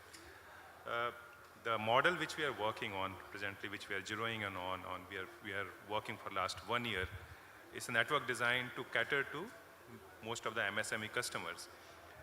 What we feel and what we are working on is a theory of constraint-based model wherein we will have a regional service centers spread across the country and which will cater to the small centers. With logistical infrastructure improving all across the country now, what we are seeing, the delivery time is getting curtailed. We feel the economy of scale and putting up a large regional service center will be the most appropriate model. That's what we are working. Moreover, we are also working on a digital front where we want to connect with most of the MSMEs. Like we have in all other steel products, be it plates or rebars, we feel that connecting with your end customer, getting the demand upfront, and then processing it through a regional service center or through a channel partner. That will be the way in which you will be closer to your customer. You will be updating yourself with the quality requirement, with the demand requirement, updating your production process immediately, and so that you can bridge the gap between what the actual demand is and what you are catering to. By this way, we feel the price fluctuations and whatever topics we are discussing today, this can be the best catered off. So just an add-on, just staying with you, Mr. Pradhan, just add on to what you mentioned about having a deeper penetration happening, more localization. So it possibly goes a step beyond regionalization, going more at a local level. So this going slightly deep tier, if you were to call it that, one is of course the online what you mentioned, but what else do you think will help reach there? Because the way Mr. Datta also mentioned in his earlier conversation, that they are also located some 200 kilometers from the main center. So it becomes that much more essential that even this 250 kilometers, 350 kilometers, it's available locally there too. So how do you think that can get addressed? Is online the solution or is something more to that? So when we speak of digital, digital is for aggregating the demand. But of course the servicing has to be physical, right? You need to cater to your customers and you need to be closer to your customers. When I speak of regional warehouses, I'm not saying that we will have 1 or 2 warehouses or service centers across the country. We'll have multiple ones, you know. So what we can look at major demand clusters, aggregating that, and putting up a regional service center, catering to maybe 100, 200 kilometers periphery of those service centers, where the supplies can be in a day's time, we can reach to a customer. This will give you, an economy of scale. It will give you you can have better control on the inventory, and of course, you can serve your customers in a much better way, without keeping a huge inventory with you. So these regional centers, these kind of investments is something which you as a steel manufacturer, you're looking at for your own, or you're looking at through partners or your channel partners or your ecosystem who will help you build that? So most of the regional service centers will be controlled by us, but it can be through directly or through a EPA, external processing agencies. So we are working on both the models. We are not zeroed down. Sure. Mr. Wilson, your thoughts on going deep tier, whether you agree with what Mr. Pradhan mentioned about having own centers or online platform, what is Tata Steel's way of looking at it? So, the competencies required for steel manufacturing and competency required for a service center or processing center is very, very different. So even in a company, like for example, a company which manufactures only carbon steel versus a company which manufactures alloy steel, the mindset has to be very different because the customer requirements are different, the culture of the company will also be different. And hence, if I extend the same logic, then the steel producer, which is a large and where cost and throughput productivity is of essence, there is a way in which the entire operations runs today. But key thing is service, process and service, delivery, timeliness, etc. I think in the first opening session also we heard, we will produce as fast and evacuate. And then meeting the exact customer needs is what the service center does. So these two capabilities are different. So hence, if a company can build both the capabilities, then company can own and have their own service centers. But if the company can find a set of or develop an ecosystem which has that capability or such capability can be built, I think it can be outsourced also. So today, if you see, even in US and Europe, for example, steel majors actually do not sell a single ton of steel to the customer. It is the service centers who are doing 100% of sales to the customers. So I'm not talking about MSMEs. I'm talking about large customers, large OEMs also. Steel companies will just sell, their customers are the service centers. So that is the model which has come. India is different. So we have mixed model, we are evolving. Whether we will go the US way, I don't think so. The kind of customer bases that we have, a high number of customers fragmented and the area as such which is large. But I think there will be mixed models, and it is a call of the company in terms of to develop capability and master in one or master in both. As far as going deeper into the markets, I think digital is one thing which will help in a big way. To that extent, at least half the work of distribution, which is in terms of order generation, is taken care of by the platforms today, and the fulfillment remains with the service center and the distribution arm in conjunction. So typically when you're talking about servicing, is that expected to be extended even to the B2C kind of customers also in time to come? Or because there will be a lot of products which all the steel mills have, which are more end customer driven, like the color coated or the rebars for that matter? Yeah, so one change which I am seeing, for example, and see, we were in the roofing sheets very, very early, I think more than 20, 25 years back. And the model was in terms of you make the roofing sheet in the finished form at the factory, and it used to go into a two-tier distribution. But as the need for customization has increased, I feel it is more prudent to send the coils to the processing center and it gets processed there. So even in B2C, the length requirements, the width requirements of the customers in different regions, even in one state, different districts, is very, very different. And hence, if there is a processing for B2C also which takes place in the states, I think that model may be much better, and I think some of the companies are already doing that, and going forward anybody who wants to enter into that space. Same thing is happening, for example, in B2C for rebars, even whether it's JSPL, JSW, Tata Steel.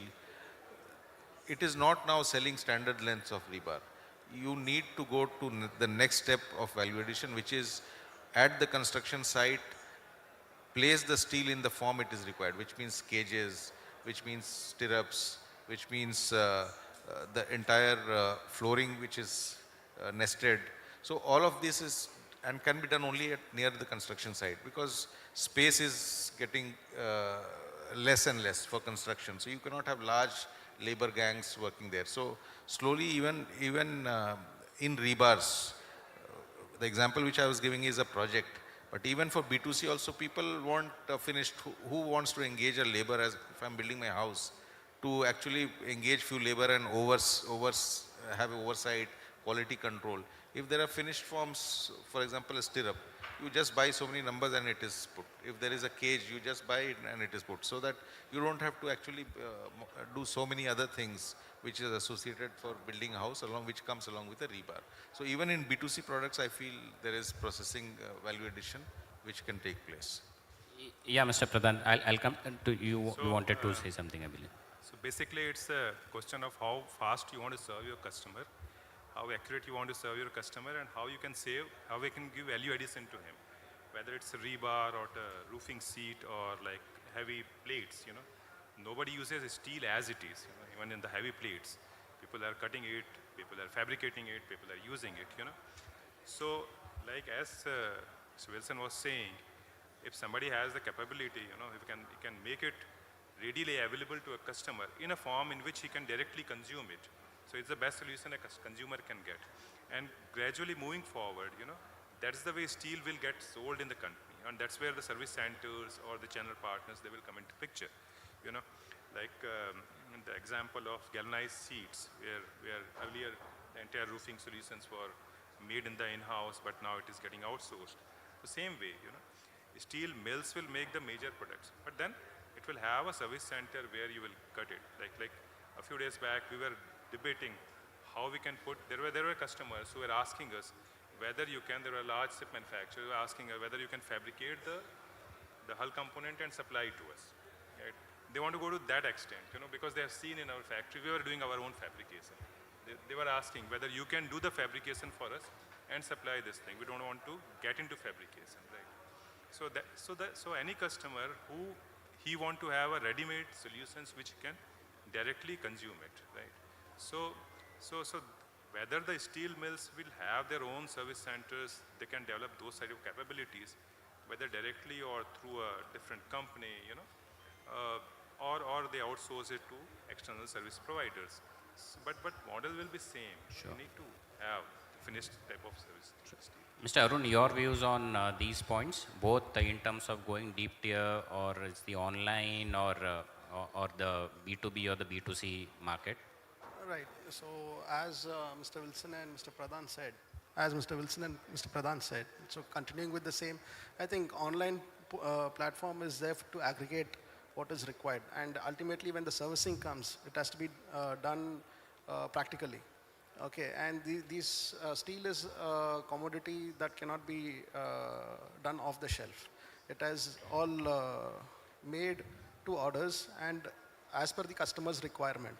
So for doing all these things, I think one of the best possibilities is to route it through them to service centers, so that it is tailor-made and it is ready to use, which is customer requirements. So this kind of processing can either be done through the companies or through EPAs, that is outsourcing the processing. That is what will be the end of the ultimate requirement of the customer, so that it is ready to use. And nowadays, the end consumers, they don't even keep inventory. They just want material just in time. So that all these things can be catered only through a service center or a stockist who's nearby to the customer, end consumer. Because we as a producers producing large quantities, as said in the first session, we have to push out the quantities. So to the out locations, so that it is catered to the end customers from there. So having all these things in mind, I think it is the best possible way is to route it through our partners or through our own service centers.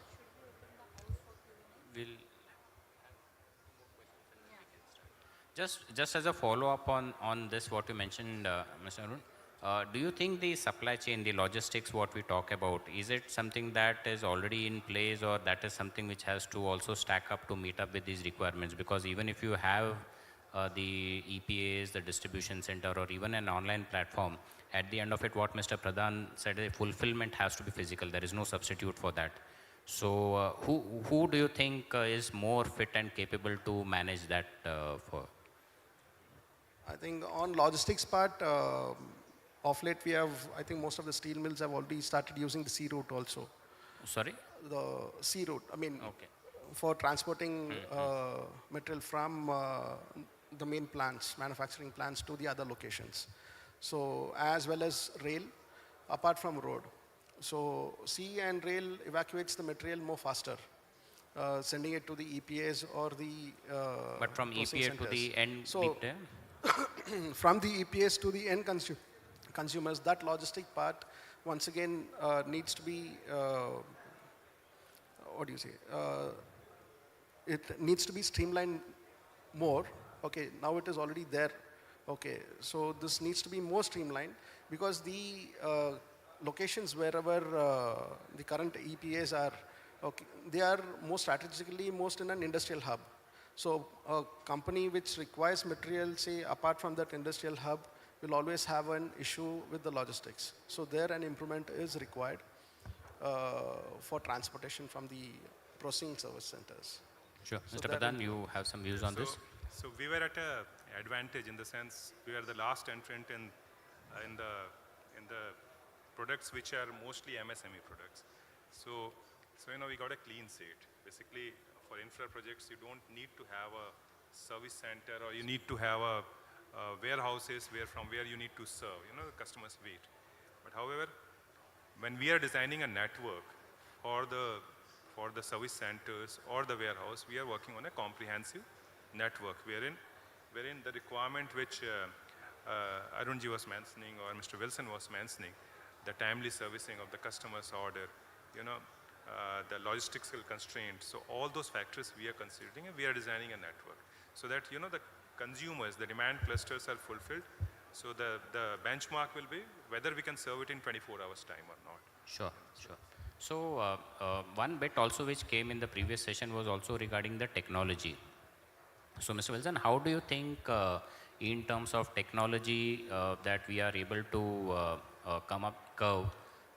Because I think there's a lot of consumption which was earlier met through exports has been relatively substituted with the domestic production. But is this something which is a solution which has been met for the requirements, or is still a long way to go, or we are already on that path? So I think just in the previous panel we heard, like for the motors, pump or electrical steel, for example, a lot of processing is required and very high-end processing is required. So, and in the first session also we heard that we expect the service centers to move from doing basic cut to length and cut to size to profile. So I think as more value addition is being done by the service centers, I think the level of technology will go up. And in 2-3 ways I feel. One is in terms of from CTS and CTL moving into profiles and shapes, that is one. Second is in terms of, because most of the MSMEs are now competing with the OEMs also directly. So, and with the amount of exports that are going on, the requirements are getting more and more stringent because they are playing in global markets. So from that perspective, the level of tolerances that is required from a service center is also going up. The kind of steel that is required is also going up. So the service centers which used to cut say 250, 350 up to 450 MPa, today there is a need to cut 590 and it will keep going up to, as we heard, even 1000 MPa. So if the service centers have to now start looking at, in terms of from a technology perspective, to deal with high tensile steel. So it is not just, one is the shape and form, other is in terms of the strength, etc., which is there. And the third, I feel, which is in terms of tolerances. And the fourth level when it comes is, and for this, you will need a high-end machine, which is a cost, and you have to recover that cost, which means then the productivity also becomes very important.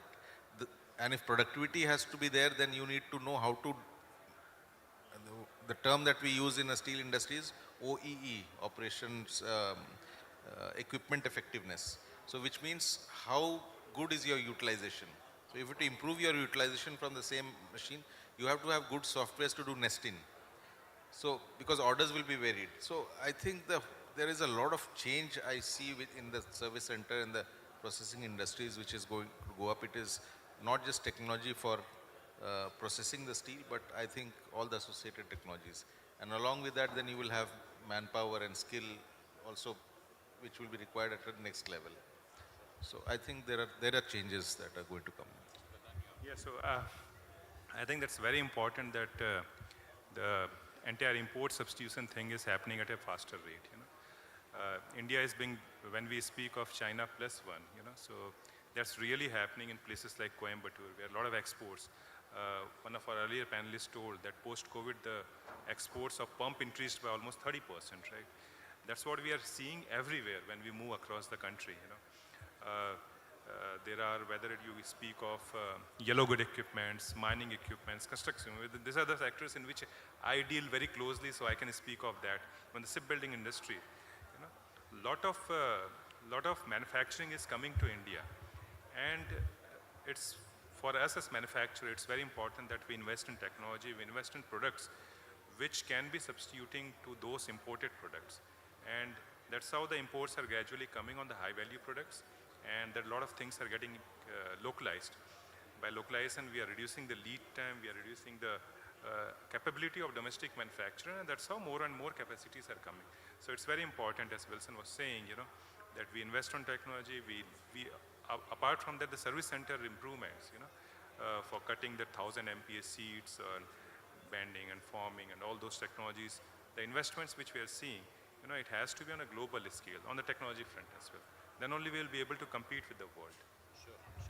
I think it's a point well said. One of the common threads which is coming out, which I'm sure is to bring a lot of smiles to some of the people, audience gathered over here, is in terms of the kind of investments and the opportunities that rest with the service centers, not only the ones who are already in place, but also the ones who have aspirations to build one.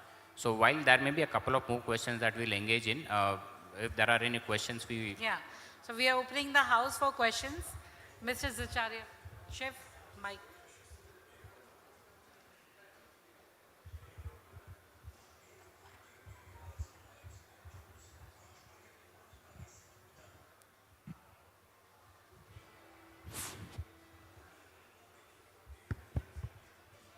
Well, thank you. The whole discussion, the previous session, in fact, I wanted to raise this question. Now, we are talking about the production of over 120, around million tons of steel. The bulk of the steel, I would say around 70 to 80% of the steel, is in the form of either long products or flat products. Am I right?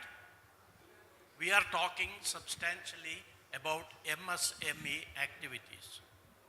We have two sectors consuming the steel. One is a high precision section, whether it is automobile or whether it is pump. Either it works or it doesn't work. The other section which is consuming the bulk of the steel, that is the infrastructure, rail, port, airport, construction of buildings, tall buildings, roads, all these consume the long products, and bear in mind that the skill in these areas from the steel produced by the long products products manufacturer to the value addition is approximately 30 to 40 rupees per kilo. That means 50% is the value addition. Now, I'm glad that Wilson has mentioned this partly about reinforcement. You please bear in mind that this particular bulk of the steel is being handled by unskilled workers. Unlike electrical and automobile areas where you have skilled or trained workmen. So you do not know, I don't know how many of you are from the construction sector. The way this steel is handled at the site, you may provide a service center as you mentioned, but the value addition for the machine, its capital, depreciation, all added together compared with the contractor doing the work at site, bulk of the consumer, and also bulk of these consumers are government funded projects. So you imagine whether the service center will be requested for the supply or the government's mechanism of procurement, government or government agencies or public sector undertakings. So please bear in mind when you talk about steel and steel consumption, I'm afraid we have confined ourselves to a small sector. I would say 20% of the total steel produced will be consumed by this sector, but we have not touched upon the 80% consumption, how it can be modified, how it can be better serviced, how it can be better utilized. That's all. This gives me an idea that we need to do a next program on steel handling management. Yeah.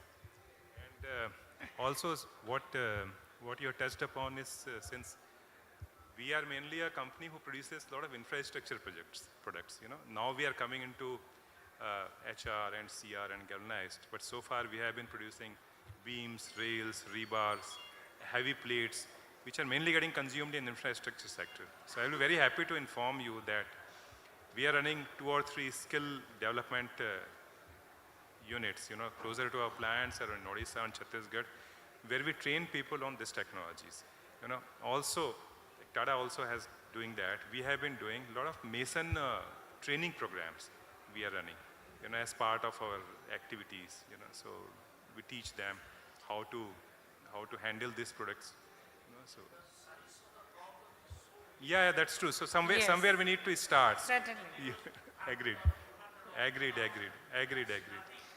Because if we see the total steel manufacturing, the majority is long products only, which is handled by, you rightly said, unskilled people. So very well point made. Anyone else like to make a point here? So I just wanted to add. Yeah, so what you have said is what we have gone through, and it is painful. So while we had almost, we call it ready-build centers. So the ready-build centers can make any kind of, the rebars in any kind of shape and form. And so that it can, if there is a pillar, there is a cage which is formed and it is just kind of installed out there and fixed, and concrete is poured out there. And there are various, whether it is for flooring, roofing, etc. Almost for 5 years, our ready-build centers were operating with 30% capacity utilization because of this very challenge what you've said, because the steel which is processed through these ready-build centers is very costly compared to a manual labor which you can have a labor contractor, and on the project site you get that. So there has been issues, but I'm happy to report that what was for 5 years we have been struggling. Last 3 years, and some of our channel partners have also sold off their centers because it was not becoming viable. But last 3 years we have persevered, and it is in the right direction, because if our country is evolving and there is technology in construction, there is speed of construction, there is a quality of construction, and we have seen, and with so many involvement of I would say it's not the steel suppliers, but I think the fraternity of architects, contractors, engineers, and a lot of working with the specification bodies. I think now from 30% levels, we are seeing that it has gone up to 70 to 80% levels. So there is a change which has taken place because, for example, government is driving at roads to be built at a certain kilometer. So I'm not talking about service center will help that, but the mindset and what is being demanded in the construction sector. So there is change which is coming in and which is positive for the service center kind of a thing. And the problem, as you said, is large, yes, because almost 65% is construction, if you look at consumption side. And we have discussed to some part construction, largely the 35%. And long products is roughly around 50% plus. So to that extent, yes, the size of the problem is large. But I think from that emanates the opportunity also and the hope that things will keep moving in that direction. Thanks. Anyone else in the audience? Yeah, Mr. Kama, this question is for you. The last mile connection, the most important is finance. And traders, distributors have limited capital, whereas manufacturers have a lot of capital, or they have access to capital. We all hear, and we've spoken multiple times, if Tata Capital can take out a product exclusively for the steel industry, because we have a challenger. Most of the SMEs are not bank approved or do not have a rating, but they have the willingness to pay. And they need small credit, anywhere between 10 to 50 lakhs. If that can be addressed in an exclusive product. No, but for steel, because we deal with them and I see that. I think that's a fair ask, and what you also mentioned, I think. In my earliest stint in AMNS, we indulged, or rather they indulged us both ways, in Tata Capital. Yeah, but I think what has been a very common pain point, so to say, is like while the funding, what Mr. Ashtwad is mentioning, is generally available to the tier 1 distributors at a much easier, maybe from financiers such as us or maybe even some other institutions. But the pain point remains when it comes to the people who are the actual consumers, who could be the MSME customers, who are possibly a tier 1, tier 2 vendor to some of the large OEMs also, maybe present in deep tier. So yes, I think it's a point well taken. What we have done from our part is in association with working with, of course, AMNS and Tata Steel, Jindal Steel, JSW, etc., is that we have tried to build a program which caters to this smaller ticket size, which is typically like a 10, 50 lakhs or 40 lakhs kind of requirement. And the requirement is also that much often. So people, in fact, there are quite a few customers in Coimbatore who are there in the pump manufacturing business, who are vendors to some of the larger pump manufacturing businesses, where we have this kind of facilities, what we typically called as the Sugam loan. It takes care of this smaller requirements, and the way we have tried to do is do away with some of the issues that you mentioned just now about not having the financials, but the intention to pay being there, but the records is something which may not be as per what the banking system asks for. Maybe the collaterals may not be there. So that's something that we have tried to address through that Sugam loans, which typically is like a quick working capital fix for the customers there. So as steel service center or trader, the challenge we face is from online companies. They're de facto fintech, and they've become traders and value adders. And they have access to this NBFC format internally. We don't have, and so we're losing business to them on this No, part of absolutely finance. point taken, because at the end of the day, we wouldn't want, and that's what the intent has been when we engage with the large steel integrated companies also, is that they wouldn't want their channel partners to double up as a financing agent or a partner in time to come. So there are, I'm sure if you were to ask Mr. Wilson or Mr. Pradhan or Mr. Arun, I'm sure they have some views on this. If there's anything that you would like to address in terms of these facilities, either of you. So, my personal view, it's not a company view per se, but my personal view is the value addition of the entity between the customer and whether you call it a distributor or a processing center. will be more, I feel, more on processing and value adding. Whereas the other two there were three activities. One is processing, second is delivery, third is financing. So there will be stronger people and more efficient people who will come with maybe cheaper cost of funds, and they will provide, and that is what we are seeing, the fintechs which are coming in. There will be people who will be specialized in logistics, and that is how we see today. I don't, if you heard that or a set of customers you may be hearing, everybody needs urgently, just in time. Without, steel should also come with Swiggy and Zomato, like it, or Blinkit. Well, we cannot do that.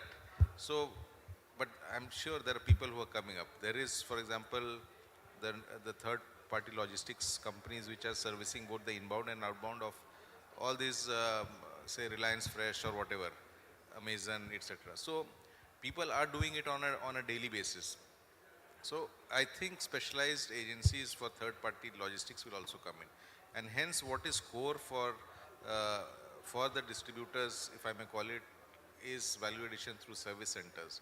And finance as well as logistics will start becoming non-core, and there will be economies of scale, and I think there will be a cost advantage for letting go of those activities instead of doing everything. That is my personal So I think in interest of time, if we go any further, we'll come in way of the lunch, and that's not something we would desire to do so. So I would request Monica to have the last question and So before we close this session, we are going very timely, by the way, if you have all noticed. So we have planned to finish this session at 1:30. So before we close, I'd like to raise one question to my all panelists and moderator about what kind of MSME initiatives are you taking to, support them.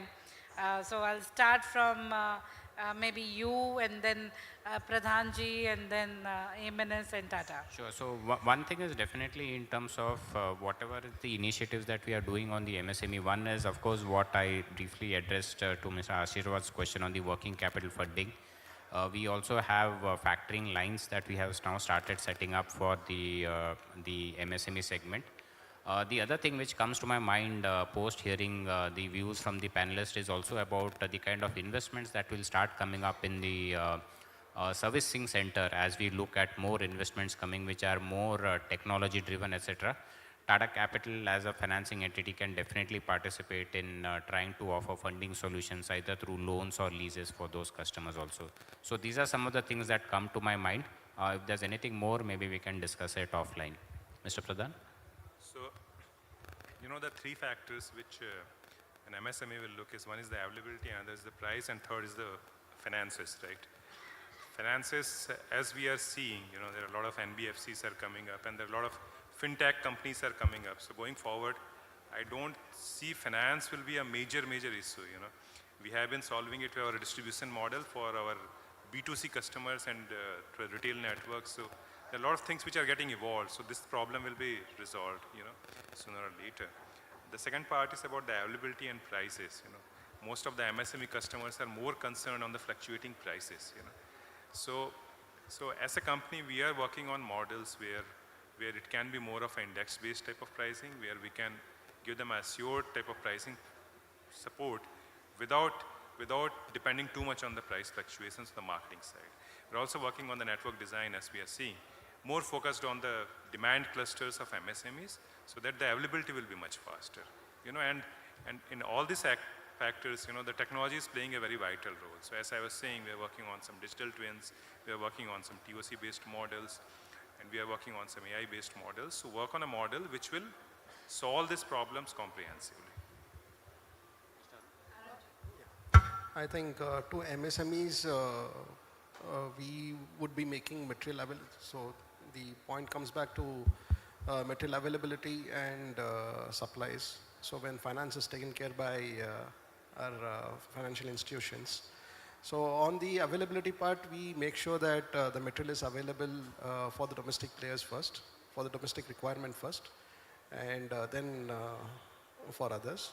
And we have special tie-ups with national small-scale industries to facilitate MSMEs.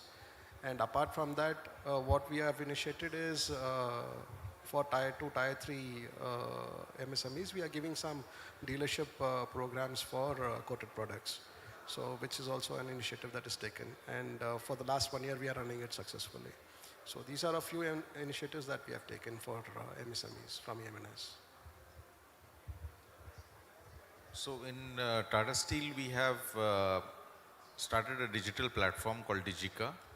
And there are various services which are now being, microservices being offered through Digica. Digica is a portal where an MSME can buy, connect with the company directly and buy steel. So that is one, so that direct access to the company instead of,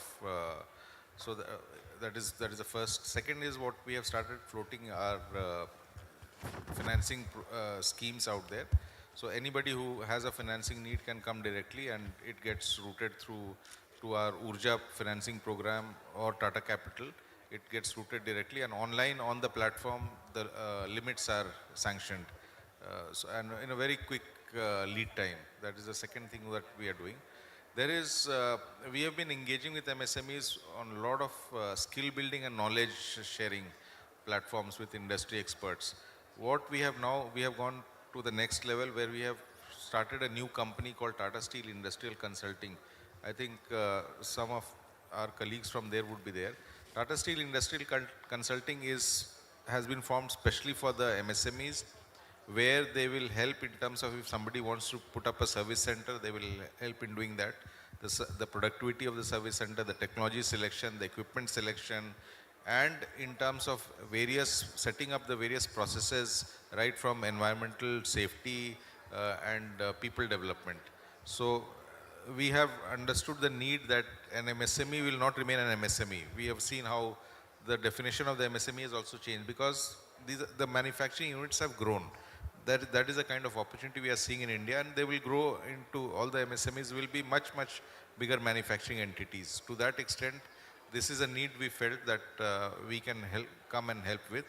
And apart from that, we are continuing with in terms of bringing best practices what are there for the service center, whether it is for flat as well as for long, especially in the areas of automation and productivity. So that is where we are trying to work things out. Thank you everyone on the panel. I think it's been a wonderful conversation that we have had today. Wonderful to hear your views. So I think with that, that's the end of it. If there are any questions or any observations you wish to have, I'm sure we can have it during the lunchtime and thereafter. Thank you once again. Thank you. Thank you so much. So once again, can we have a round of applause for our chair and moderator, Mr. Narendra Kamath, CEO Capital, Tata Capital, and co-moderator Ms. Monica Bachchan, and all our esteemed panelists onto the dais for such a valuable session, ladies and gentlemen. So now, Sir, we would like to honor you and felicitate you in appreciation of your significant contribution and your wonderful presence. So I request Ms. Monica Bachchan to do the honors. So I would like to please join us a little forward.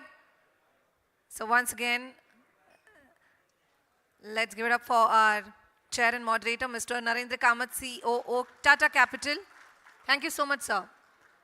And we request Mr. S.K. Pradhan, Chief Marketing Officer, JSP Group, Mr.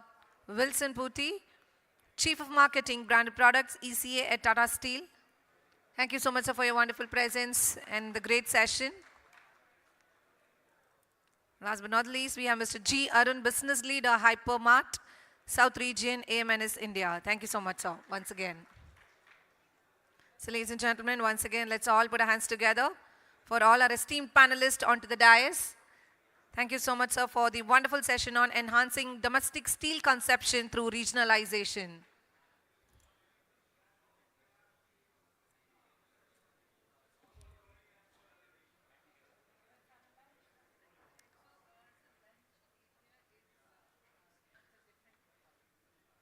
All right, ladies and gentlemen, now we are breaking for lunch and some networking, so we will all see you at sharp 1:30 sorry, 2:30. So from 1:30 to 2:30, we have a lunch break. So we'll all see you at 2:30. So you go right side.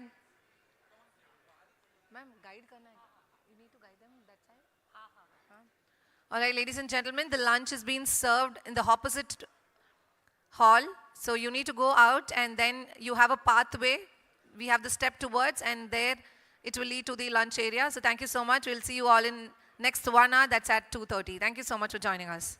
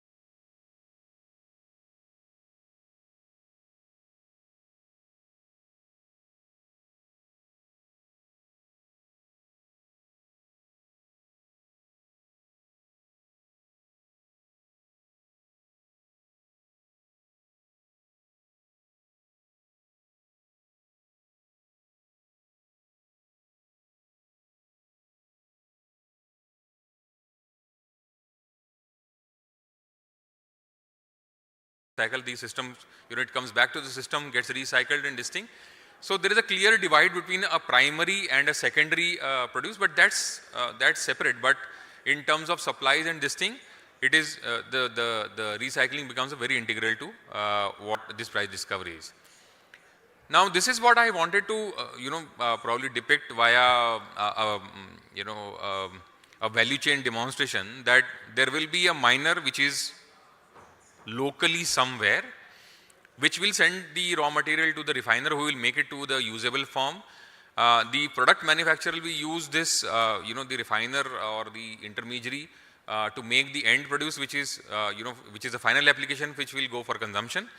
And thereafter, with the product life cycle ending, as we know, like say for automobiles, the current prescription that 15 years they have to be recycled. There is extension which comes for 5 years, but beyond that, you have to go for recycling. So same way, once you recycle, imagine the way in which the automobiles are happening. The components are broken, the parts are, the components are taken away, parts are differentiated, and they are all bundled together, and again it goes into the mainstream for the final application to be rerouted into the mainstream. So that's how the secondary supply comes in. Primary supply continues via the mining route perpetually, and sum total of this is where the exchanges play a role, because they are able to demonstrate that at this point in time, looking at the demand side of the market and looking at the supply side of the market, what is the price for a given product at any point in time. The reason I am telling you all of this is that we have a very established and a credible model already working for base metals, where the efficient price discovery is already happening. People are already using that platform for hedging purpose, whether it's a producer, whether it's a a value addition or a consumer, and it also becomes a delivery of last resort. When I say delivery of last resort, which means that if we accept the fact that there will always be an imbalance in the demand supply. Now, for example, if any mill or anything is running at say, probably making about say 25,000 tons of any metal, for argument's sake, steel making every month.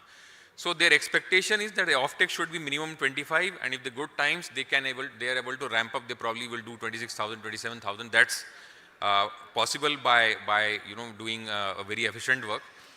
But imagine if the demand is not there, and if they have to cut down their production, that's actually costing them, because the fixed cost won't come down. They have to maintain the workforce, they have to maintain the electricity cost, they have to pay for the raw material cost, they have to pay for the working capital, and all of that would result into lowering of margins and a trouble like that. So the point I am trying to say is that when the exchanges play a very big, a very solid role when it comes to delivery of last resort, is when the producers are able to dispose their inventory, which is otherwise unsold in the open market on the exchanges, and get remunerated right away. So we don't position ourselves as consumers, we don't position ourselves as value addition guys, but we are a simple mechanism where producers can dispose their goods, or for that matter, anybody who has got a surplus inventory which they don't want to use, and rather than blocking the working capital, they can deliver on the MCX based on the certain parameters. So these are the critical things, and it's important that this is already being practiced in the base metals. And if the steel industry understands this well now, it makes perfect sense, because when we list our steel rebar contract, which will be relevant for the people who have assembled here, they can make a good use of this for price discovery. So which means getting rid of all the SMSs and the storytelling and this, that, and the other, which happens every probably 4 or 5 SMSs every day. And in lieu of that, if there is a perpetual price discovery which is happening between 9 AM to 11:30 PM, leaving no room for anybody else to actually do a fabrication. SMS from one source will give you one price, SMS from second source will give you a different price, and you will end up only doing reconciliation rather than taking an informed decision. So informed decision is when you are looking at the third party platform, which will help you to gauge a price discovery. And its price discovery is not only of the commodity, it is not only of the raw material, it is also for currency, it is also for all the the import duties and everything, and the transport costs and all of that. So moment you have a solid price discovery X some place, the negotiation thereafter for you becomes very easy. So for example, if MCX says that we're going to list 10 mm X Raipur price for steel rebar BIS 500, this is the basic parameter which is non-negotiable. The screen will always show you this price. And if you are a guy which is not based in Raipur, but you are producing identical grade, suppose you are based in Coimbatore, you are also producing 10 mm, I mean probably you will, you can produce multiple, the sizes, but I am saying giving example of 10 mm, The only thing changing is you are not delivering at Coimbatore, not delivering at Raipur, but you are delivering at Coimbatore. Only thing you have to think is the difference of transport or difference of availability of the metal vis-a-vis what the M6 price is. Rather than going through entire guesswork, today I bought coal at this price, tomorrow I don't know what will be the price, and so on and so forth. So benchmarking becomes very easy. In real life, I mean, I would encourage you all to also look at our zinc prices and nickel prices. I mean, I'm sure for galvanizing purpose, everybody uses zinc. Zinc prices becomes a very good reference. Our prices are now the reference price for entire domestic, consumer and producer fraternity. Same way, when we list the steel rebar contract, that is the comfort, that is the benefit you are going to get on a longer term. Now, another interesting references were made this morning. I met one gentleman, and I mean, and it's true for all. I mean, we worked, we've listed so many products that we know for sure. If you meet any of the producer, all their life they only want one thing: the price should go up. All right. And you go to the consumer side, all their life they only want the prices to come down. And the traders stroke in the ferrous trade, I believe there is a huge fraternity which positions themselves as traders, but they are essentially the financiers of wherever the banks and the NBFCs are finding it difficult to go and fund it, they will come with the value addition and give you the funding for that as a trader. So, I mean, traders would love to be on one side when the prices are trending in one way, and traders would love to be on the other side when the prices are trending the other way. So, I mean, for them, there is something or the other to be done, whether the prices are going up or going down. But frankly speaking, the reality of the trade or the reality of the life is that the prices are not perpetually going up one way, and the prices are not going perpetually down other way. There is always an equilibrium which we have to acknowledge and accept, that there is a demand supply scenario which constantly keeps changing. You cannot manage or cannot visualize every variable which is there in the trade sitting at one place. Even if you're connected to multiple things, that's great. But I mean, having connected to really have a pulse of what's going on in the other constituent mind, which becomes very difficult. So our point is, you have to look at the methods in which you can hedge yourself, and the price risk of the commodity can be managed. So, and we usually encounter two type of people who believe that the do nothing, perpetually keeps doing year or year whatever we have done, we'll continue doing that, and we will see profit and loss is more of a God-given thing. Sometimes we'll make it, sometimes we'll lose it, and that's how we will work. Now, this luck factor can probably support you for a while, but you cannot be lucky perpetually. As against that, we believe hedging is a fantastic option where one can use the financial instrument to offset any price volatility which happens in the commodity markets. And we believe the people in the base metals sector who are consumers or producers of aluminium, copper, nickel, lead and zinc are already subscribing to it, and we are very confident that we bring that value to the table to the audience here for the steel rebar when we list that contract sometime soon. So as I have already told you, whether you name the entity in the trade, whether importer, exporter, processors, producers, consumers, traders, there is always a price risk they carry.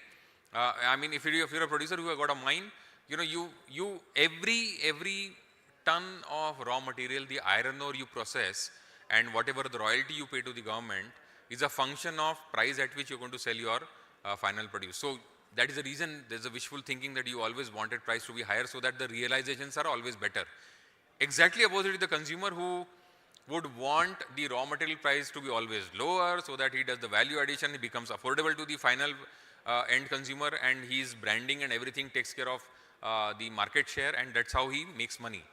But having said so, this would be a complete guesswork if you are not depending on a more organized methodology to manage price risk rather than doing a kind of Bhagwan Bharose thing.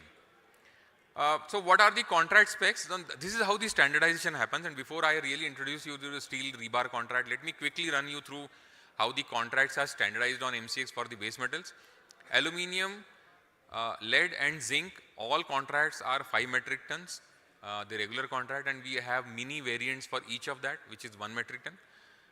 The copper is 2.5 tons and nickel is 1.5 tons. The respective, the copper and nickel are underlying product what gets delivered is cathodes, and the underlying products which gets delivered on aluminium, lead and zinc is ingots. And each of these have a delivery center. So aluminium is ex Raipur, the lead is ex Chennai, and all the 3 others are ex Thane, which is Maharashtra. And price you see on the screen is rupees per kg price for that unit, and the lot minimum trade is what you hit on the screen. So and it is what is not seen in the screen price is the 18% GST, which is levied only on the lots which are given and taken as toward the end of the contract, which means all our contracts are monthly contracts. Month end is the expiry, so any calendar month. So in the month of August, 31st was the last day, end of the contract expiry. In September, 30th September and 31st October and all that. And the last 5 working days of this contract is the delivery taking and giving period, which is simple methodology in which the organized commodity markets work. That is under the SEBI mandate. That's how we give and take the delivery, physical exchange of delivery happens. So which means the producer has to bring in and deliver the goods into our warehouses well in time so that he can tender the delivery via the settlement process during the last 5 days. The same inventory is then marked to the buyers outstanding on the exchange. We collect the money from the buyers next day and give it to the sellers, and the buyers get the e-receipt. Thereafter, after paying the 18% GST, one can remove goods from the warehouses and take out for consumption. This is a simple explanation of how the existing contracts are working on the base metals. And when we introduce the steel rebar contract, the methodology is not going to be any different than how this method is. So quickly on the mini contract, so as I have already told you that for all aluminium, lead, zinc, the mini contract is 1 metric ton uniformly. Everything is ingots, rupees on screen price is rupees per kg. So very identical. Now this is again an interesting part which is going to be very relevant even in steel. So before I jump at steel, let me explain you as to how we are operating on the other thing. For all the 4 contracts, which is copper, zinc, lead and nickel, we are present pan-India. So we have covered east, west, north, south, everywhere. So Thane in west, Calcutta in east, Chennai in south, and Palwal, which is Haryana, which is part of NCR, national capital region. So this is where all the metals are deliverable, which means the seller can choose any of these locations to deliver their goods and get remunerated on the exchange. Aluminum is the odd one out, where the primary delivery center is Raipur. So in aluminium, primary delivery center is Raipur, Thane, Palwal, Calcutta and Chennai are additional delivery centers, which means we are present in aluminium, we are present pan-India, including the center. And the reason I am explaining aluminium in so greater length is that steel is going to be very, very same. We believe the dynamics of steel is very identical to what aluminium structure is, and the delivery center is going to be identical, with the exception that we will not have Calcutta there, but there is, the Durgapur is the additional delivery center for steel. Now, coming to as to what we have done so far. So, really happy to illustrate as to the quantum of value and quantum of quantity which gets transacted on our platform on a regular basis, because a lot of people find it very difficult to digest that such a high value item like base metal, where the price of the underlying commodity is somewhere like, right now the copper price is somewhere close to about 750 rupees a kg without GST.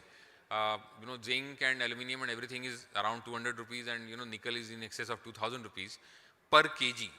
So my point is, when we say that on an average we trade close to about 31,000 tons of metal, I urge you to imagine that no matter how big producer or consumer you may be, it's very easy to transact seamlessly on the exchange for any bigger or a smaller quantity which you may have.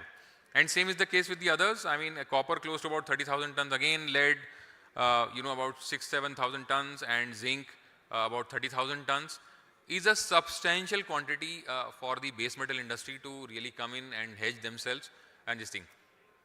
The reason I'm telling you this is, when we list steel rebar, our expectation is that the quantum what base metal industry versus what the steel industry size, I will not talk of value, but mere size wise is at least 50 times bigger. So the quantum which we will trade or which we would like to trade is going to be even better. But what I want to show you that we have a credible mechanism to honor the trades which happen on our platform, no matter how bigger value gets transacted. So I mean, if you aggregate the value of what you have been trading, close to somewhere close to about 5 to 6,000 crores of value of base metals we have been trading, and we have done far greater numbers than that. And I can assure you that come what may, you will never be disappointed in terms of honoring the commitments. Now, when this is a simple illustration that we will never give you a breakup. So when the screen price is X Raipur, X the aluminum price is X Raipur, and every other component which you may think of is part and parcel. So we do not give breakup, it's an absolute number which trades. Now, the reason I'm saying is that when I say X Raipur 10 mm steel Fe 500, there is no breakup available. The price on the screen becomes the price at which you would like to transact. You want to sell, that is the price at which you will sell. You want to buy, that is the price, available price. You will have to go and hit the screen. And that's how the price discovery starts happening on a regular basis. GST is non-tradable. I mean, it's a standard number, 18%. So only on the deliverable lot it is charged separately. And, the credit can be passed on. So there is never an issue on that, but it is not the part of the screen price. So when we list steel rebar, we will not tell you what is the iron ore price, we will not tell you what the coal price, we will not tell you what is the local taxation structures are, we will not tell you what is the transportation cost, we will not take into account whether the diesel prices are going up, down, or petrol prices are going up and down. The screen price is the best reference you may have to really make a judgment whether the prices are going up or going down. And it's a secular, price discovery. I mean, whether you are in east, west, north, south, wherever you are located, everybody has an equal opportunity, equal footing to transact on MCX based on, we being online platforms, very similar to what NSE and BSE do.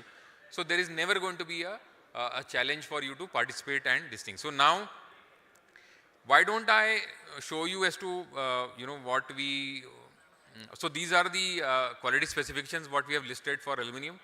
Aluminum ingots, primary, and we also deal in SOs and T-bars, which are additional this thing. In zinc, it is ingots, and lead, it is ingots. Copper and nickel, as I told you, is this thing.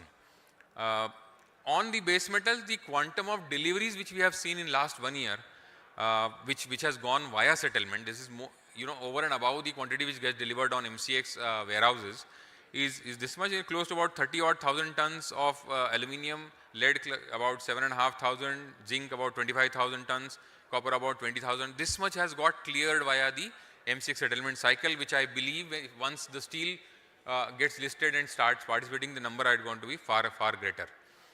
Now let's talk of the topic which is very relevant to the audience here. The construction guys, the producers of rebar, the consumers, the construction industry, or the contractors, or the builders. For everybody, the contract will be relevant. So details are as such that these are, we will have monthly contracts for 5 months, which means, for September, October, November, December, that's how the sequence will work. There will never be a break in between. Monthly contracts will be available. Last working day is going to be the expiry. So month end expiry, which means the last 5 working days, so excluding Saturday, Sunday, last 5 working days are going to be when the deliveries will be given and taken, which means if you are a seller on the exchange, if you have sold a quantity on the, quantity on the exchange, it is your obligation to bring in goods of the designated quality, designated size, designated paperwork, and deliver into the MCX accredited warehouses of Pan India. So when I say Pan India, we will be at Raipur, we will be at Chennai, we will be at Thane, we will be at Palwal, and we will be at Durgapur. any of the locations, seller can bring and deliver the goods at the screen price. We will not provide any premium discount to the location. You deal in multiples of 5 tons. The one lot is 5 tons. On screen, when you sell minimum 5 tons and multiples. Keep doing so multiple contracts can be, multiple lots can be transacted. And when you buy in multiples of 5 tons. And eventually you will get delivery on the warehouse, which is pre-designated by the exchange. So there is a weight tolerance of 10%. So this is very elementary thing. You may not find it relevant because conventionally you will be, you are accustomed or habitual of bundle sizes which are different, which have been tailored to the requirement of the lorry size which is going to transact. So somebody will say that I pack at 2.6 tons bundle. Somebody says 4.1 ton bundle, but it's fine. But when it brings to the MCX angle, we say that our bundle sizes have to be 5 metric tons plus minus 10%. So which means 4.5 metric tons to 5.5 metric tons, the bundle sizes are acceptable. The base delivery base grade what we have listed is 10 mm. So why don't I come to the other specifications?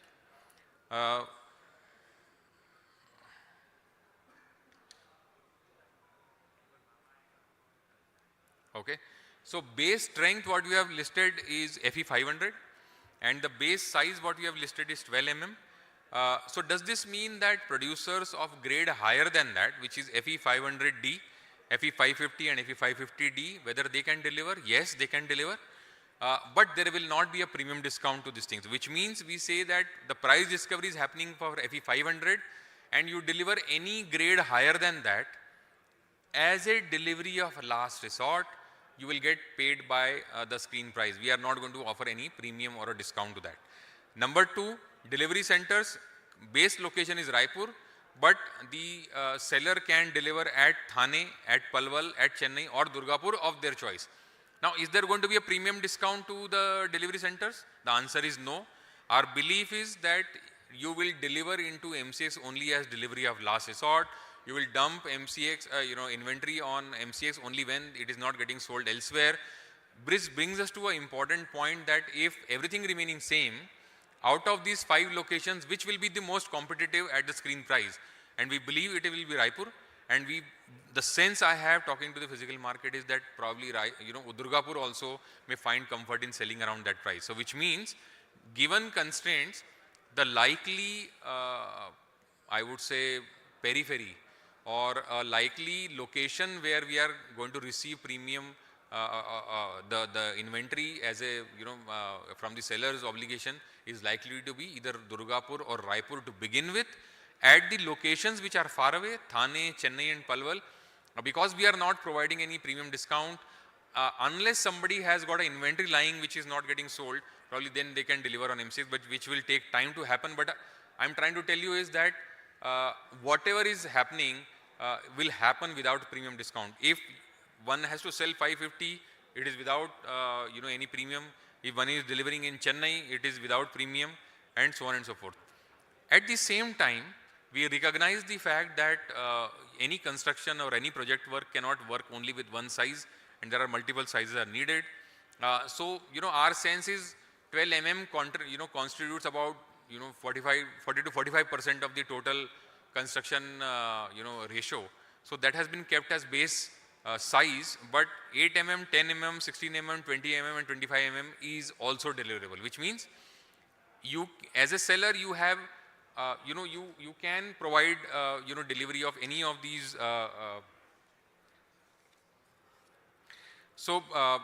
can deliver without a so here again there is no premium discount. So what I am trying to simplify and tell you is X Raipur 12 mm FE 500, that is the price discovery on screen, but everything can be delivered any other grade, any other location or any other sizes. So that's my some bit, and I believe that we will do value addition to this industry. There are a host of other links which are available on our website which regularly provide inputs on where are the warehouses, how much is the inventory, and all of that. You click on this and you will get it. We being a regulated exchange, our I would say entity wise we are very similar to what BSE and NSE are, and we are regulated by SEBI. So these are the do's and don'ts for commodity market. So when you participate eventually on the MCX base metal contracts or steel contracts, rebar whenever it gets listed, suggested thing is that you work via the registered members, visit exchange website for information. Unique client code is most important. Deal in the authorized way of transfer of money. Don't deal in cash and all of that. So, this is what we thought it's important that we highlight and tell you that we are already running a very successful brigade of base metal contracts. Taking clue from that, I believe even for your raw material for galvanizing zinc purpose, you can use us for your, routine budgeting, hedging and sourcing purposes. And once we list steel rebar with the composition I have already told you, I think we should be able to, address the needs of the industry in the full scale. Thank you very much for your time.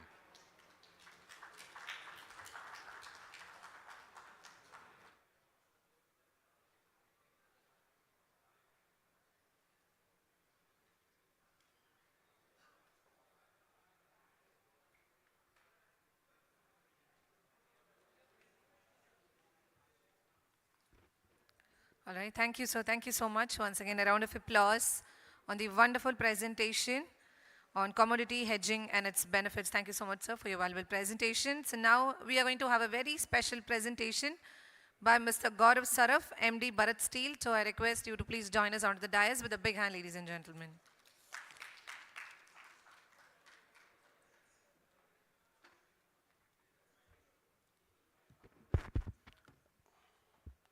Good afternoon, everybody. Can we have the AV, please?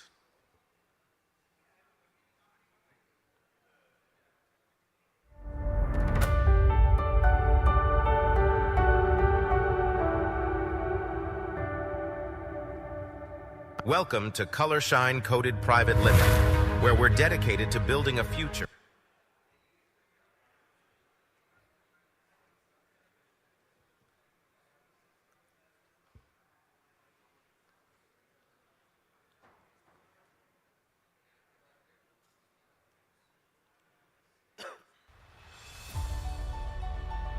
Bharat Steel Chennai Private Limited, established in 1989, is one of the largest steel trading companies in Tamil Nadu. We have long-term associations with Steel Authority of India Limited, Rashtriya Ispat Nigam Limited, and JSW Steel for its wide range of products. Bharat Steel is an authorized exclusive distributor for Sale Secure TMT, serving 12 districts of Tamil Nadu, including Tiruvallur and Chennai. Distributor for Sale Structural Products for Pan Tamil Nadu. Our product range includes TMT bars from 6 mm to 32 mm, structural steels including angles, channels, flats, rounds and beams, HR plates and sheets from 1.6 mm to 100 mm in different grades. We have a state-of-the-art facility to stock materials which is spread over an area of 3 acres, equipped with 5 EOT cranes of 20 metric tons each.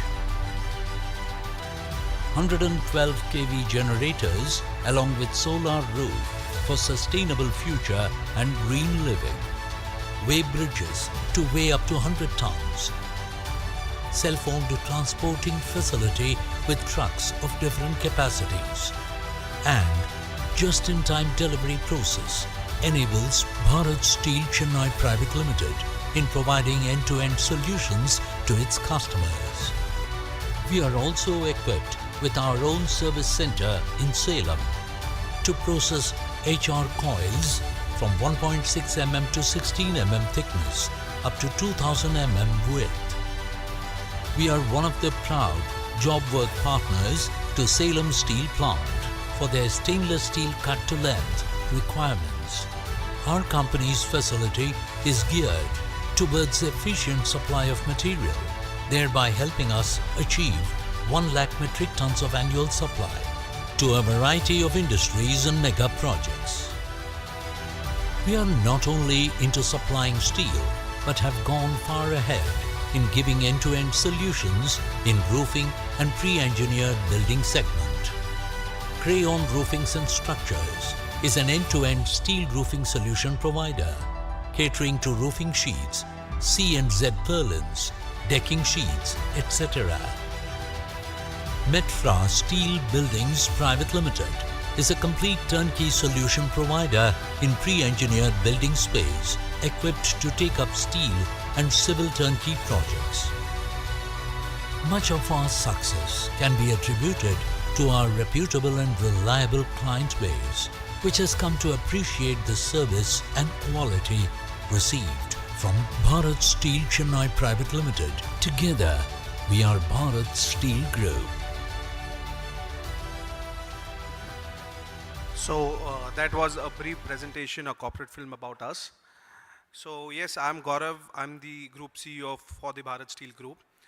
We have 4 companies in our ambit, as you've seen, and each 4 cater to different segment of requirement of steel and service, allied services. So first being Bharat Steel Chennai Private Limited, we are into steel trading since last 3 decades and more. And as the presentation said, we trade up to 1 lakh ton annually and more than that. We are well associated with JSW Steel, Steel Authority of India Limited, Rashtriya Ispat Nigam Limited from last 20 years to 30 years. And for all their products, namely flat and long projects, say that be structural steel, that be flat steel, TMT, hot rolled in various grades and thicknesses.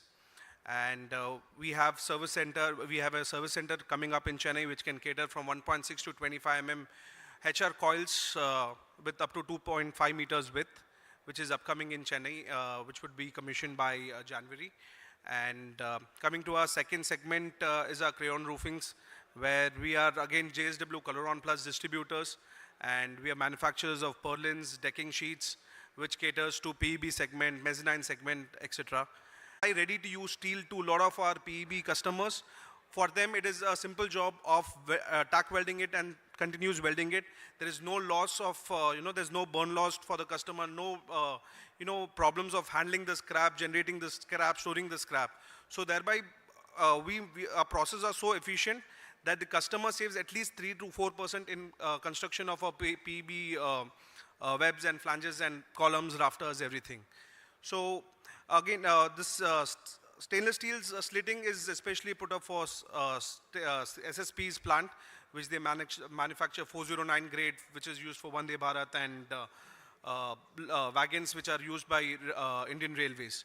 So that's all about us. So in case any requirements are there or any, also we specialize in reducting your scrap. So we can help you give solution which will help you reduce your scrap in your process by maybe slitting or value adding the product or suggesting you roll forming machines, getting automation, so that you as a MSME customer who are into engineering or fabricating can reduce scrap and thereby achieve better productivity and better margins. So this is us. We are Bharat Steel Group, and we cater to end-to-end services in various segments. Thank you for your patience hearing.